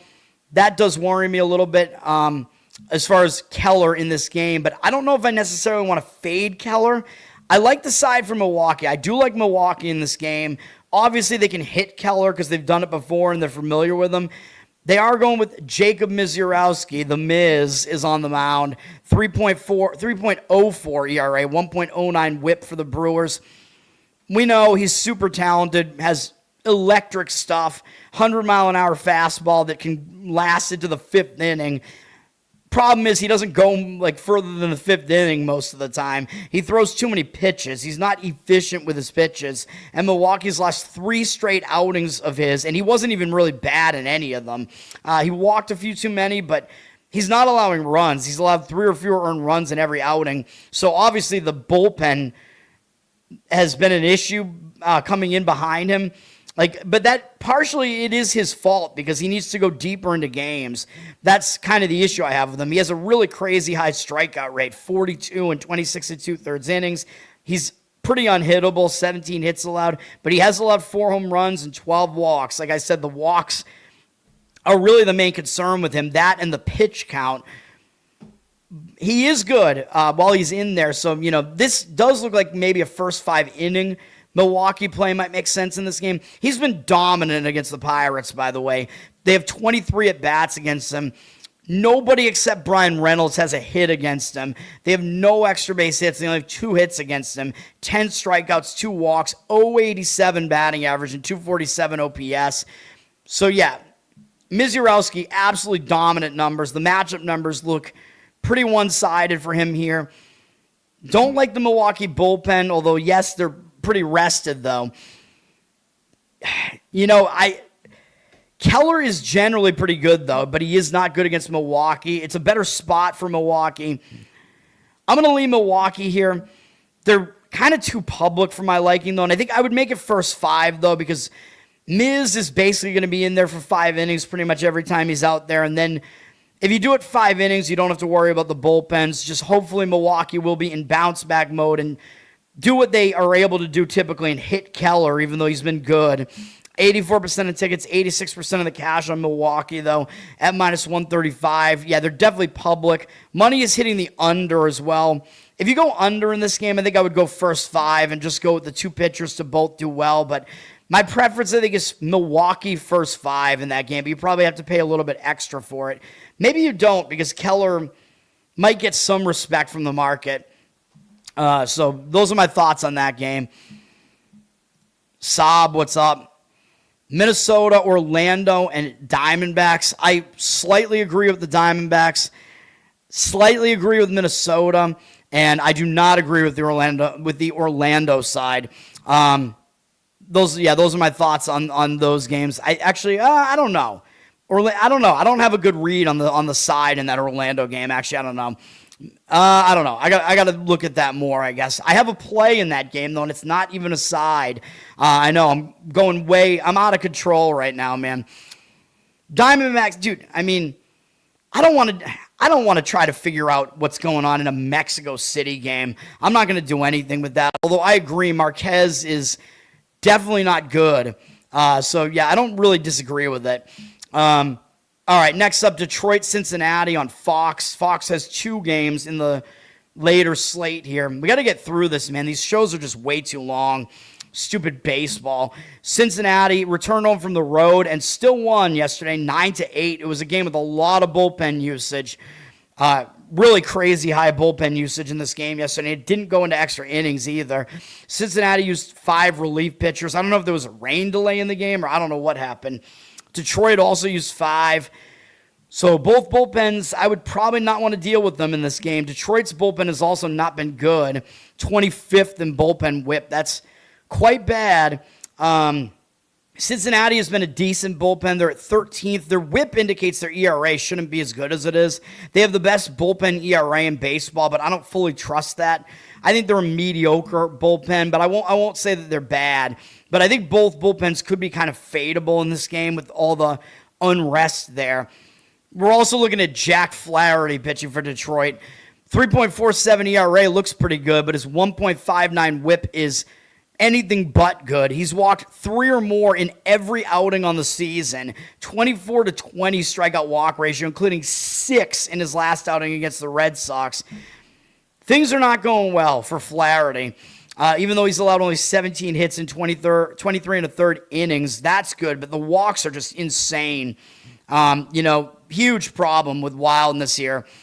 Against Cincinnati, his numbers are not good, and they've seen a bunch of them. 68 at bats, 20-13 strikeout walk ratio, 294 batting average allowed, 1,054 OPS. So bad matchup numbers, bad form. Flaherty looks like a fade in this game. He is going up against Brady Singer, who is also having a pretty rough season. 5.32 ERA, 1.65 whip for Cincinnati. Not good numbers here either. He walked 4 guys in his last outing. His walks were pretty low up until that point, and now he has a 16-7 strikeout walk ratio. Not exactly great. The problem is the hits with him, though. 32 hits in 23. He's not dropping hits, man. He's not a musician. 32 hits in 23 and 2/3 innings. That's bad. A lot of it is that his numbers are being skewed by one really bad outing at Miami, but and aside from that, he's allowed 3 or fewer earned runs in every outing, so I could see him potentially pitching better here. If you're going to ask me which one of these pitchers has the chance to do better here, I would say it's him over Flaherty. His numbers against Detroit are a little bit better. 92 at bats, 20-13 strikeout walk ratio, still not good. 272 average allowed, 731 OPS. Those are mediocre numbers. I'll lean to Cincinnati here slightly. But not a strong opinion there. And the money is all coming back in on Detroit after Cincinnati flipped to a -105 favorite. 52% of tickets on them. 84% of the cash on Detroit, though, to bounce back after yesterday. I forgot to talk about the offenses, but yes, that is the one advantage to Detroit is their offense is better. Cincinnati's has really struggled at 27th in OPS. Detroit is 9th, so my apologies. I forgot to tell you that. But you know me, I like pitching over hitting, so I don't know. I kind of disagree here, but I don't want to disagree with a strong market read like that. When I see that, I'm staying away. I actually like the over in the game. I mean, you have 2 bullpens that are not really that good, and they're very unrested right now. Both starting pitchers might be a bit untrustworthy. It's in a hitter-friendly ballpark in Cincinnati. The total's at 9.5 for a reason. You might be able to find a 9 on this, so you get over that key number without the hook. Money is not agreeing with me on that either, though. 58% of tickets on the over, 75% of the cash on the under. Excuse me. I would go over in this game. I think that's my preferred approach in that game is to go over. Philadelphia at Atlanta. What are we going to do with Philadelphia? They've lost, I don't know. They're the new Mets. They've lost like 10 or 11 games in a row now. Atlanta just beat Philadelphia yesterday 5-3. They were able to get through Andrew Painter, who I think is a decent pitcher. Atlanta used 3 relief pitchers yesterday. Philadelphia used 3 as well. Philadelphia, their bullpen's been struggling. 18th in bullpen whip, ERA in the mid-4s. That's not good. Atlanta has the second best bullpen ERA and the best bullpen whip. I think they're one of the best bullpens. So, yes, Atlanta has a bullpen advantage. Their hitting has also been better. They're at second in OPS, believe it or not. Although I've been saying that all year at this point. Philadelphia really has struggled offensively at 26th, although I keep saying, given who they have in their lineup, they're going to be better than this at some point. The pitching matchup is where it gets really interesting here. Zach Wheeler making his return for Philadelphia. This is definitely going to bolster their starting pitching rotation here, man. I mean, he was their ace last year, so this is huge that they're getting Zach Wheeler back. Even though he's a little bit older now, he's 35. How is he going to bounce back from injury? We don't really know. He pitched most of the season last year, and he's been great for years now. Like, his whole career has been good for the most part. So, yeah, I mean, Wheeler, I think he's probably more trustworthy. And actually, you know what? I think I got that wrong when I was talking about Urania. I think I was thinking about Zach Wheeler, actually. I think Zach Wheeler was the one that had a 6 ERA in AAA, which is not a good sign. I think I apologize. I think Urania's was like in the 2s or something. I think Urania does have good AAA numbers this year. Zach Wheeler did not. Zach Wheeler, I think, gave up a bunch of runs. Like, he gave up like 3 home runs when he pitched in his rehab at AAA. But I think it was basically just Philadelphia just like, fuck it. We're playing horribly right now. We know what Wheeler's history is in the majors. He's an extremely experienced pitcher, veteran. Fuck it. Bring him up. He's ready. That's what they're doing here. Yeah, that maybe there's a little bit of cause for concern because his minor league numbers in his rehab didn't look good, but there is something to be said for the fact that we kind of know who he is. And last year he had a 2.71 ERA, 0.94 whip. We're going to see what he could do in this game, man. I don't think I want to come in and actually try to play on him here. I think it's more of a wait and see. But a lot of times these veterans, when they come back from injury, they're really excited to get back out there. They're pumped. They usually pitch well. I mean, usually the team is not going to let them go out there and pitch in a major league game unless they are ready. But again, with the Phillies, again, I think they might just be saying fuck it at this point because they've lost so many games in a row. We will see. His numbers against the Braves are pretty good in his career. They have a ton of at-bats against him. 279, so they're very familiar with him, and it hasn't even really mattered. 85 strikeouts, 17 walks, 233 average, 692 OPS. So Wheeler, if he's able to be in anywhere close to what his usual form is, he could definitely pitch well in this game. He's going up against Bryce Elder, who I still don't fully trust, but his numbers have been good this year. 1.5 ERA, 0.97 whip. He's allowed 3 or fewer earned runs in all of his starts this year. 29-9 strikeout walk ratio, 20 hits allowed in 30 innings. You can't really argue with any of these numbers here, man. The only argument would be, look at what he did last year, and he's going to regress from what he's done here. But the signs aren't really there right now. His numbers are just good across the board right now. And Atlanta's won all but one of his outings, and he's picked up a win in 3 of the 5.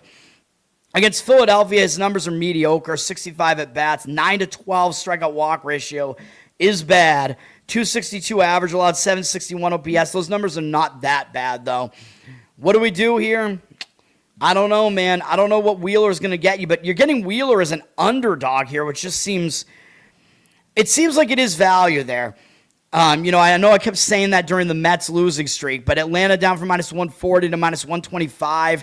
Wheeler just generally, I mean, he is a better pitcher than Elder in general. 67, although Wheeler is his elder, though. 67% of tickets, 66% of the cash on Atlanta. So Atlanta is a public side. They dropped from -140 to -125. The money is hitting Philly here.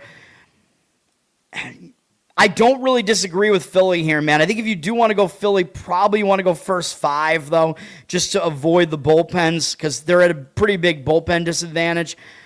The money is seemingly hitting the over a little bit, but it's a lot of public money on the over, too. 92% of tickets, 99% of the cash on the over. There's definitely an argument for the first 5 under. I don't think I want to go full game under because of the Philly bullpen again. But first 5 under, there's an argument for that, too, because Wheeler could pitch well. Elder is in good form right now, so there's definitely and he doesn't have horrible matchup numbers, so there is an argument for the under in the first 5 in that game as well. Dirty Sock, what's up? I forget if I said what's up or not. All right. Final game is Cubs-Dodgers on Fox. Cubs actually won the game yesterday. Emmett Sheehan pitched really well in the game, and the Dodgers bullpen completely imploded and lost that game.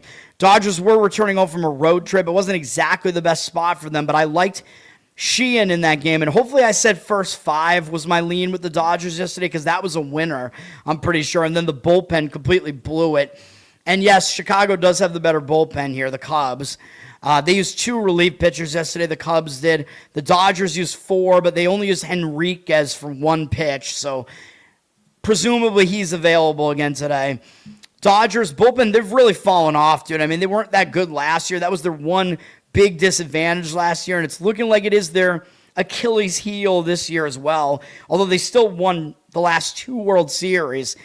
4.66 ERA, that's pretty bad. They're at 11th in whip now, so we got to give the Cubs the bullpen advantage here. They're 7th in bullpen whip. Their ERA is significantly better.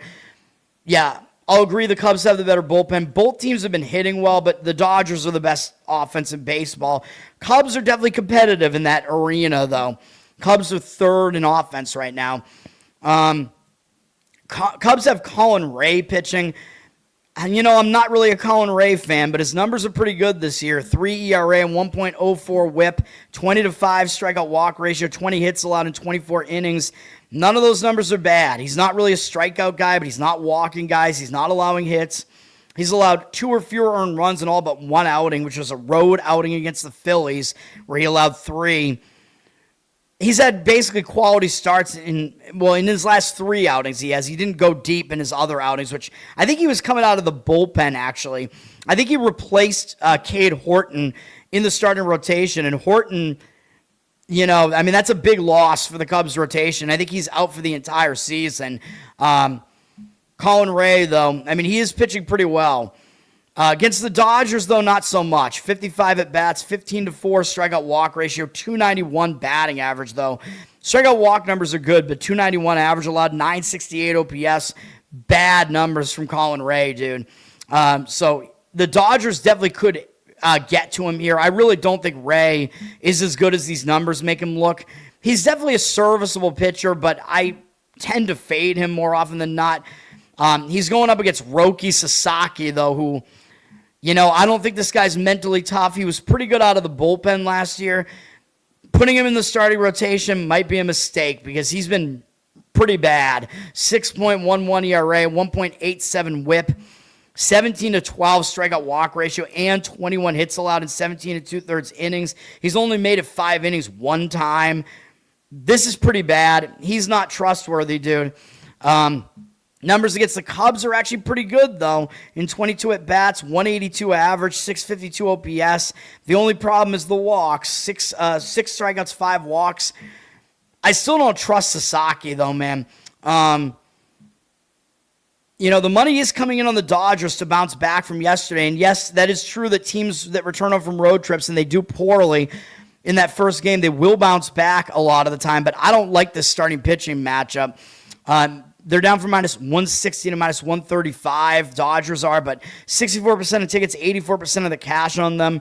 Money is hitting the Dodgers. I don't really see it.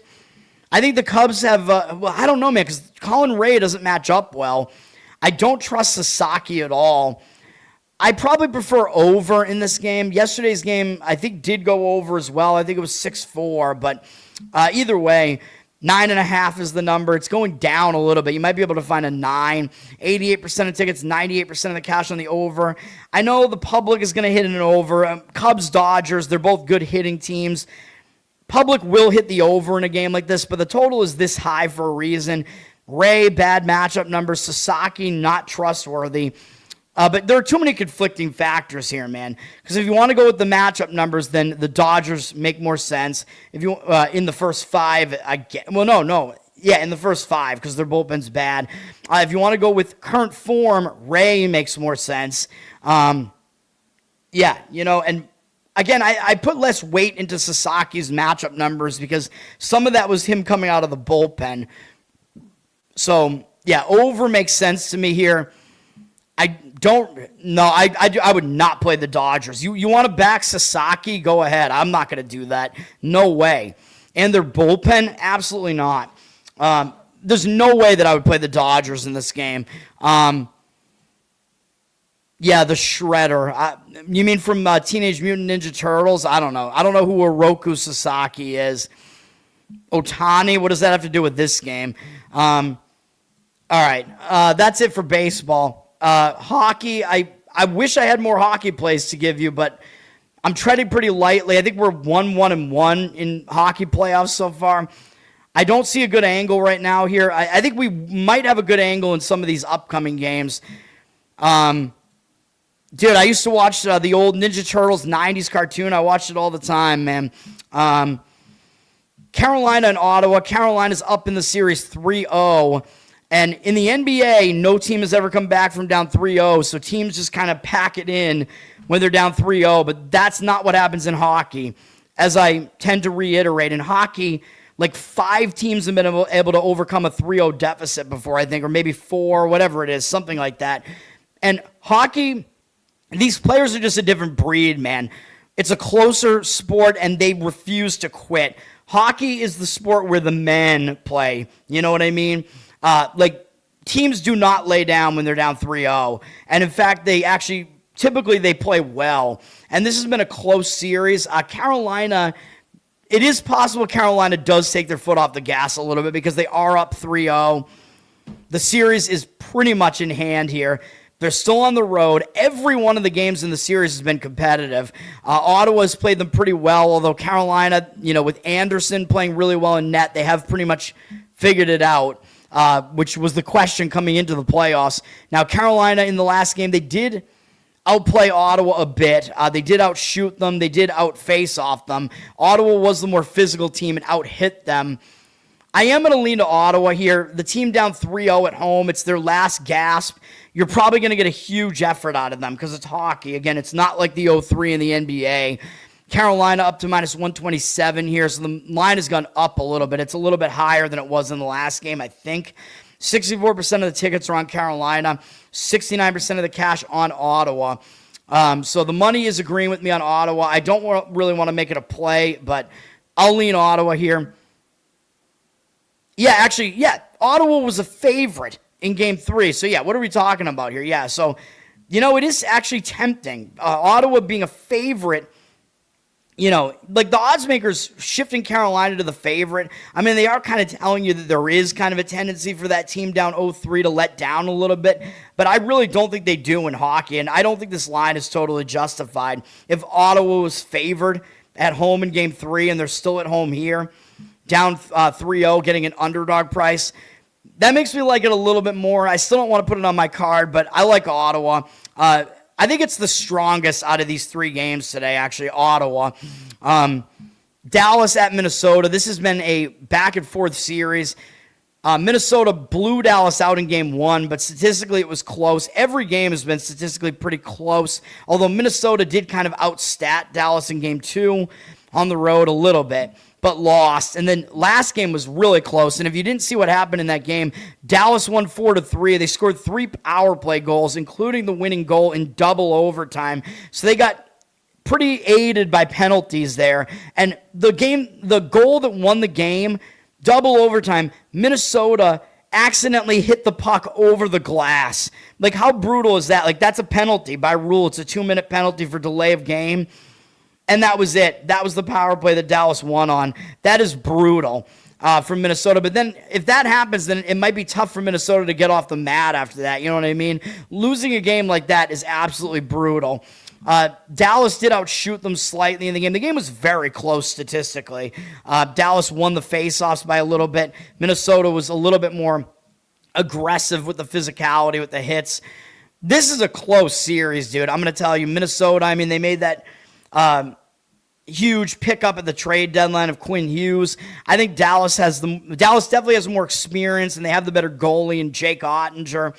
I don't think either team's going to not show up here. I mean, Wallstedt has been pretty good in net for Minnesota as well.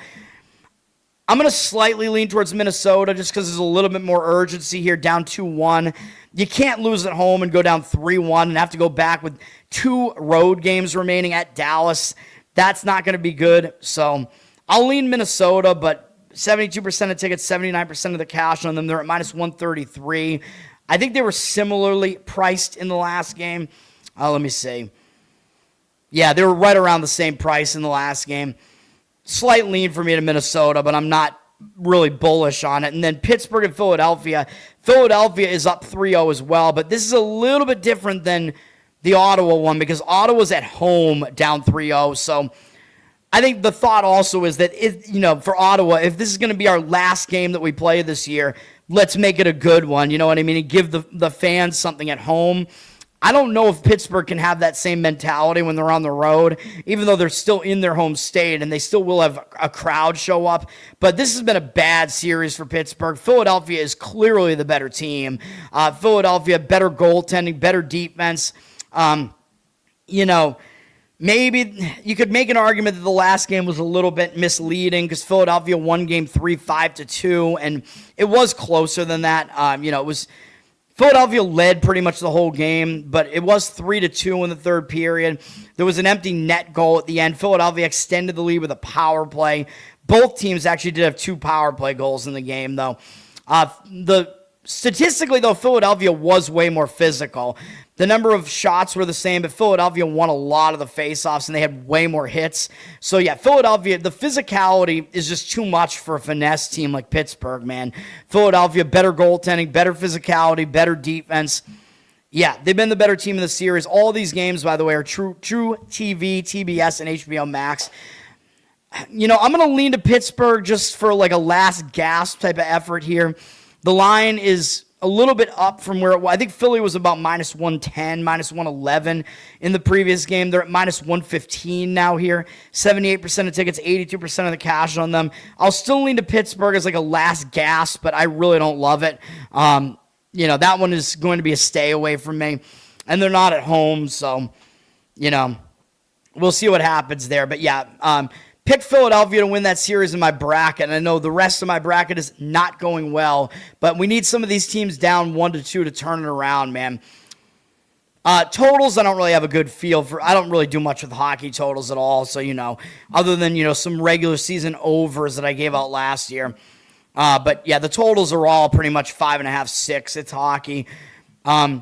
Just, for reference, it looks like money kind of coming in on the over in the Carolina-Ottawa game, and you know what?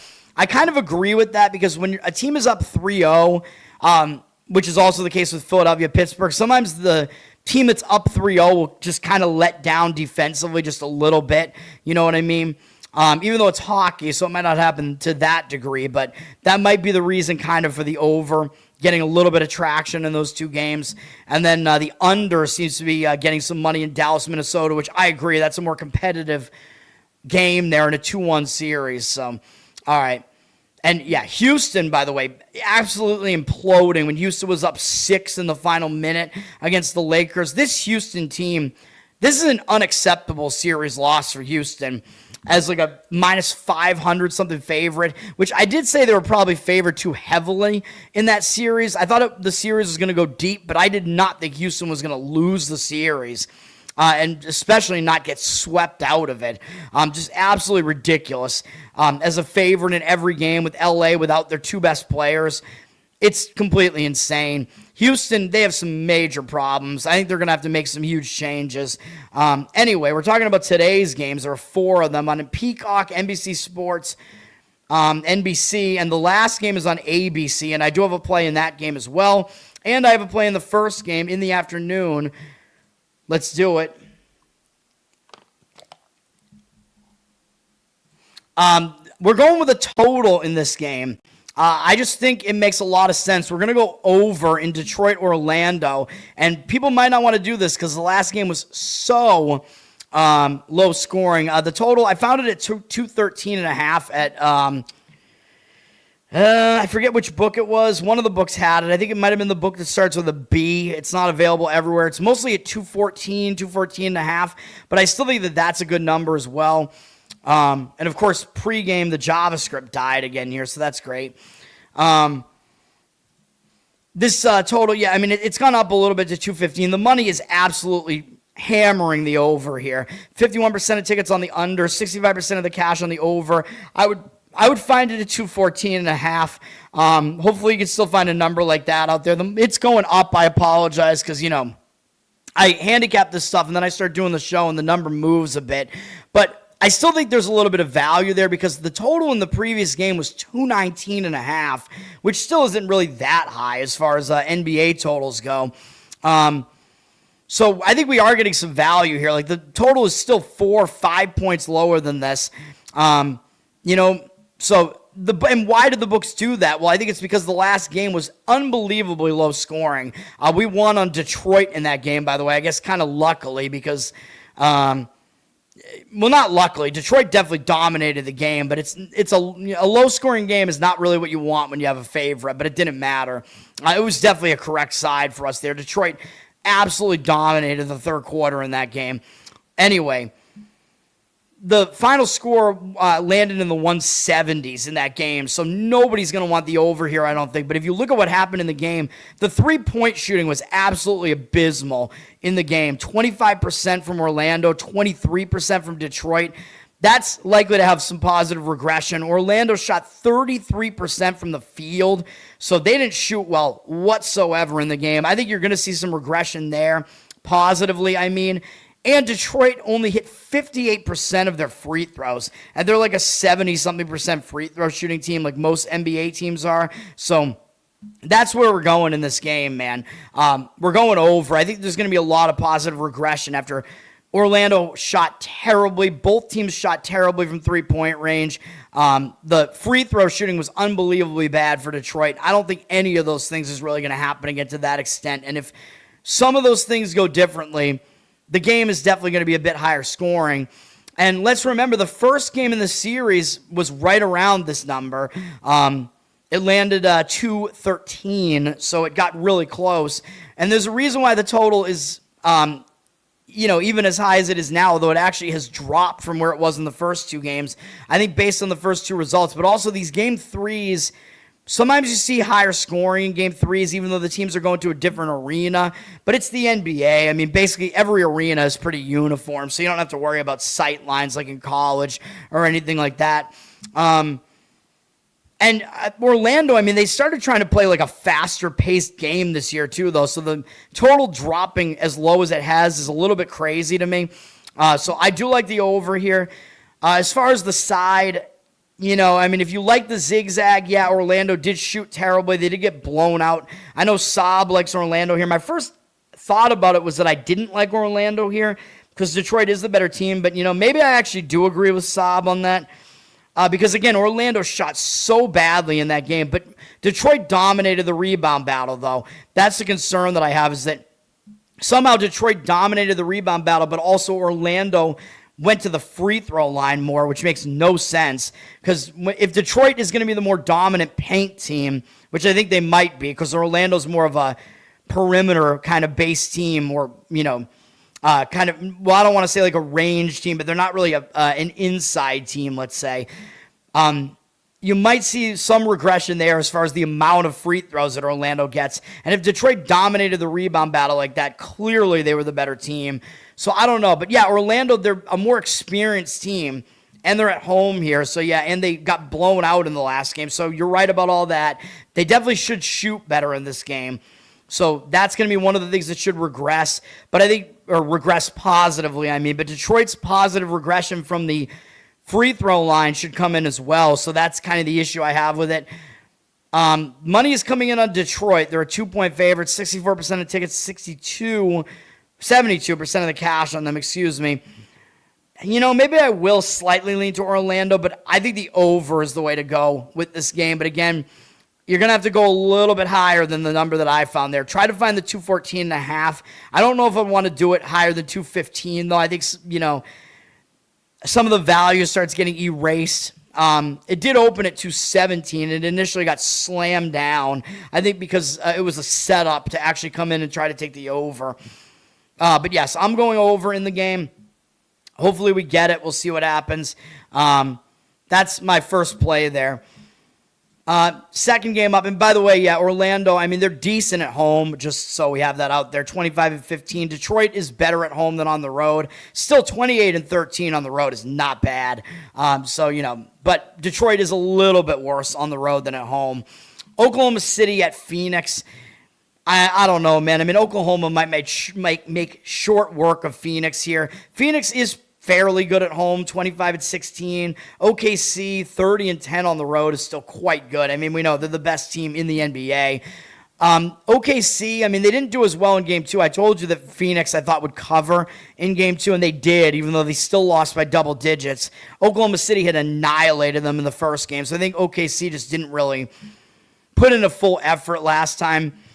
Maybe that means they will actually show up with more intensity here against Phoenix.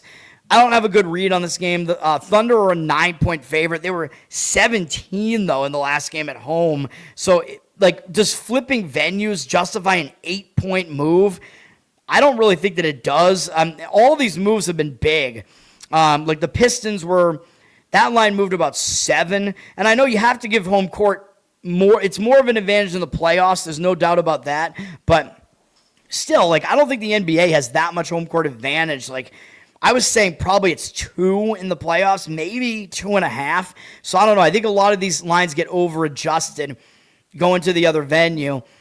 But the Suns do fit that spot where they're down 0-2 coming back home. And usually if a team's going to give you their best effort, they're going to do it in that game. The total, by the way, the money looks like it's coming in towards the under. It's dropped a couple of points to 214. Public kind of hitting the over here, less than the money on the over. Phoenix, if they're going to cover, they probably need it to be more of an under game here so they can keep the game a little bit closer.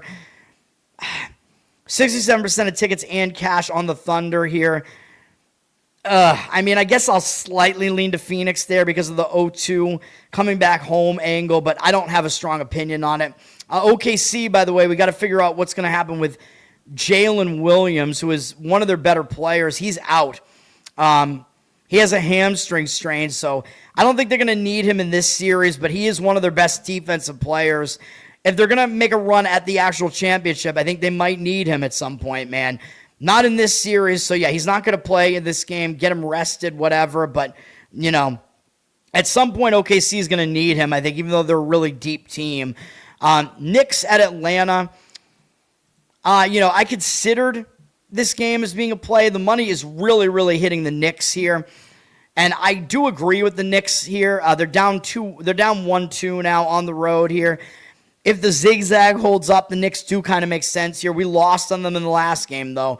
They're around the same favorite, 2. They were like a 1-point favorite in the last game, though. But hopefully that doesn't matter too much. 72% of tickets, 86% of the cash on the Knicks. Although I'm not going to make this a play, and I'm rooting against the Knicks because I can't stand them, so, but I think they're going to win this game. Money is also coming in towards the under in this one. The total is at 215, but more of the public percentage on the over in that one. Now, the Knicks kind of there is one angle here that I think helps the Knicks, and that is I think Atlanta is going to massively regress on the 3-point side of things. Now, Atlanta did have a lead for this whole game, basically, but the Knicks probably could have won the game, should have won the game at the end. The Knicks did lead by 3 in the game near the end, and they had a 1-point lead with 1 possession to go, basically. Had one more chance and blew it.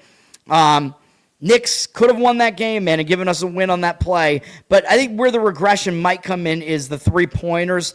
Atlanta shot almost 40% from 3-point range, and they were hitting like 50% of their threes early on. The Knicks were just awful from 3-point range, 29%. I think we're going to see a little bit of regression there, so I think we could see some regression there. But then again, you could argue that the free throws are going to regress in a different way. So I said the Knicks were not going to be anywhere near as bad as they shot at the free throw line in the first game, and that was true. They hit 90% of their free throws last game. But now it's Atlanta that shot 69% from the free throw line. They might shoot better this time. And the Knicks might shoot worse because 90% is just kind of a crazy outlier from the free throw line. So I lean to the Knicks here, but there are some issues that I have with it. And the final score kind of was a little bit misleading. I don't know if it really was. I mean, the game was statistically close in a lot of ways. The rebounding was close. I just think that Atlanta got out to that big lead because they were hitting a ton of threes. So it's a hard handicap for me. I lean to the Knicks, but it's not the game that I'm going to have a play on here. You probably already know what it's going to be. By the way, I keep forgetting to mention, in these games, I'm going to mention it with Phoenix. When they're down 0-2, teams that are down 0-2 and they come back home, they tend to do really well in the first half. So the books have really adjusted to that because if they're going to put in a huge effort, a lot of times it happens in the first half, and then sometimes the better team will still overwhelm them later in the game, which did not happen with Toronto the other day, by the way. Toronto was able to do it anyway, but usually you see the books have caught on to that, and the books have skewed the line. Like in that Toronto game, Toronto was a 3-point dog for the whole game, but they were only a half-point dog in the first half. You know what I mean? So the books do things like that, although in this game it's actually less extreme. Like I think Phoenix is a 5-point dog in the first half or something, where you'd think that they would be like a 3-point dog. Well, maybe not 3, like 4 maybe in the first half, if that continues, because the books know that these teams come out and they play harder in the first half usually. So Phoenix first half might actually be a way to look at that game, get them to come out and play strong in the first half, you know what I mean, before the Thunder might overwhelm them later. And you're getting, I think, a 5 on that, like I said, so it's a decent number in that one. And it's lower than half of the full game spread for that exact reason, though. Like I said, the books do it for a reason. They're trying to, there's less value on it now, but maybe that is an approach in that game. The number's not that bad. But the final play here, I think it's obvious what we're doing here. Even though usually I know I like to say I like better defense, but not in this particular spot. We're going to go with the Denver Nuggets -1. I mean, they just had way too much of a blowout game in the last game. We have to zigzag this. We're going to take Denver against Minnesota. I thought this would be a competitive series. I mean, Minnesota has definitely given Denver problems in other playoff series, but these series have been long series where they just go back and forth. You know what I mean? And when you have a huge outlier like this, after the first 2 games were both pretty close, and then Minnesota just destroyed Denver in this game. And yes, Minnesota's good at home, but Denver actually is pretty decent on the road too. Minnesota's not like unbelievable at home, and Denver does play pretty well on the road. And now that Denver is adjusted to playing in Minnesota, I think that's going to help them a little bit too, now that they have a game under their belt in Minnesota. But the most helpful thing is, I think this is going to be this is an outlier type of game, dude. Denver shot horribly in this game. You could argue both teams shot bad from 3-point range. There might be some argument to go over here, because the first game there went, what was the final here? Went to, what was this, 209? Did I do that math right?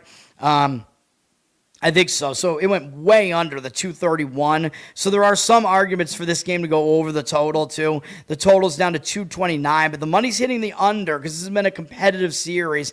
And the T-Wolves, they are the better defense. There's no question about that. But both teams shot poorly from 3-point range. We had poor free throw. Well, not poor, but I don't know. Minnesota's free throw shooting was a little bit iffy. I don't know. I mean, I could see some arguments for an under here after that game went way low scoring, but Minnesota needs the game to be low scoring. I think it's correlated, right? Because Denver is an elite offense.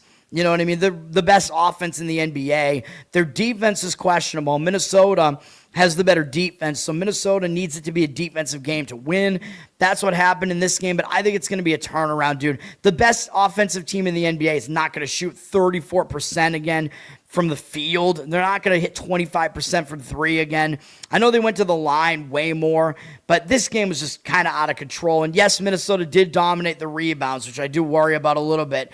That means Minnesota was the better team, but it was such a blowout of a game, dude. When you see an outlier like that, this was an embarrassing game, dude. I mean, it was like, at one point, it was 70-49 at one point in the game. I mean, it's just ridiculous. Like, Minnesota was winning by 20-something points for almost the entire game.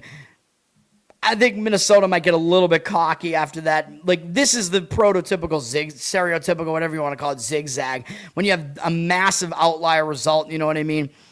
A lot of times you see something much different in the next game, and people are going to be hesitant to want Denver after that, but I think we're going to see a much better game. There's going to be, I don't do player props, so if you want some player props, Dosunmu, I don't even know who the fuck that is.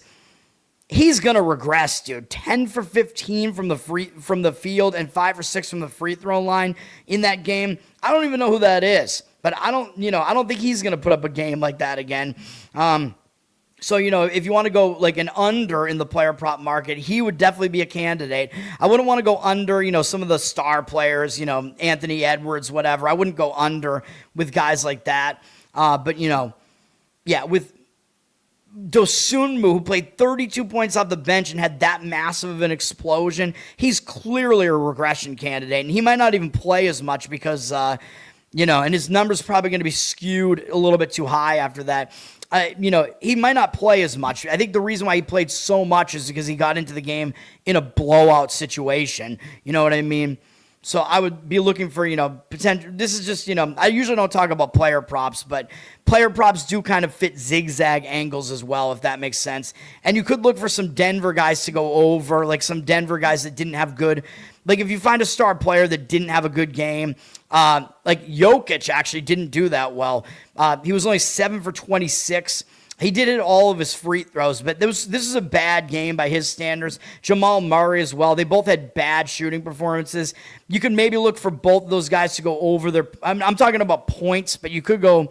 Yeah, I think I would focus on points with all these guys I just talked about. I would go over Jokic points, over Murray points in this game, and under Dosunmu points probably, depending on what the numbers are. But, I'm not really a prop guy, but those are the things I would focus on. I think there's going to be a huge bounce back from Denver. I think the money is agreeing with me. The number is still at about 1.5 probably works. You can find maybe a money line that might be good as well. The money line looked like it was around minus 120 if you want to do it that way. 57% of tickets, 58% of the cash on the Nuggets. I did already bet this one at -1, so... I'm not going totally full bore with it right now, but I am betting, like my absolute favorite out of these plays right now. But I like all the plays that I give out, so there you go.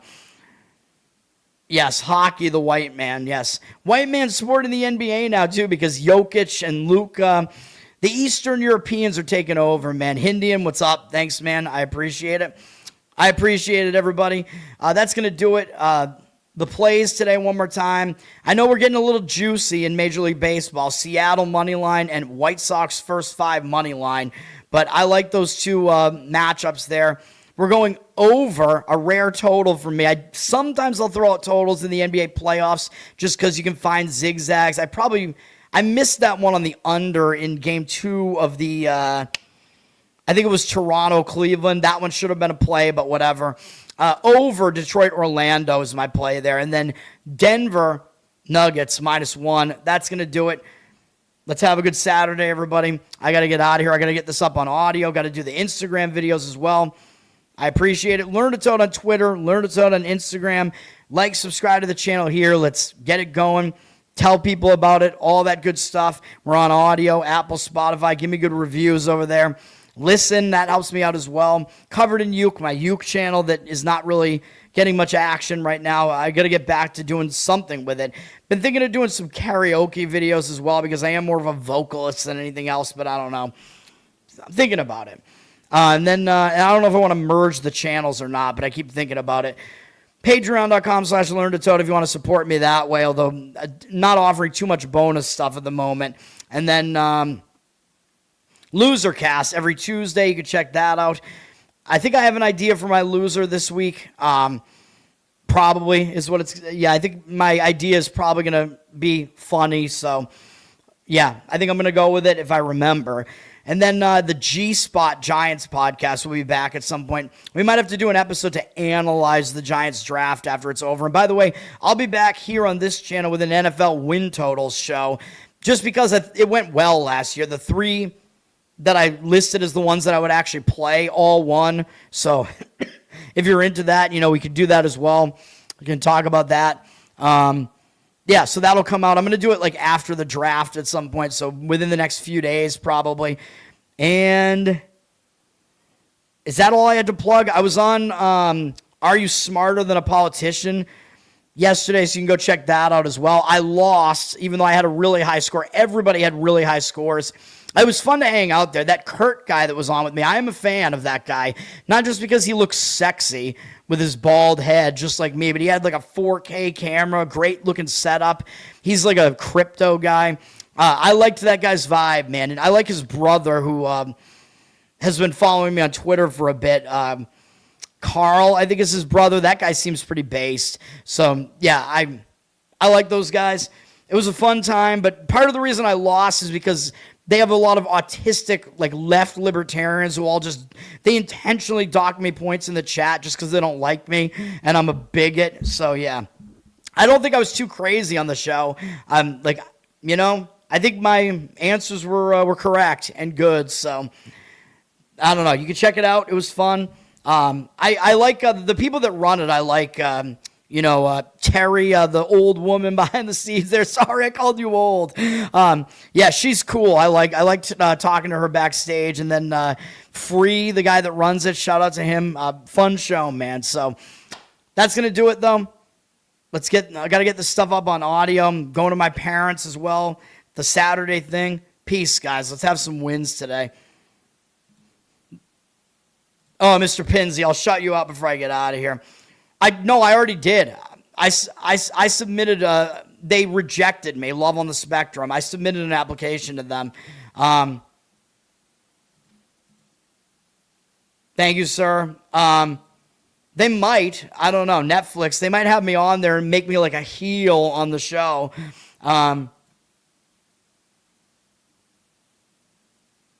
The show that I was just talking about, yeah, are you smarter than a politician? Yes, it's on YouTube. Unless I got it nuked for talking about the country that starts with an I, but they asked about it in one of their questions too, so I don't know.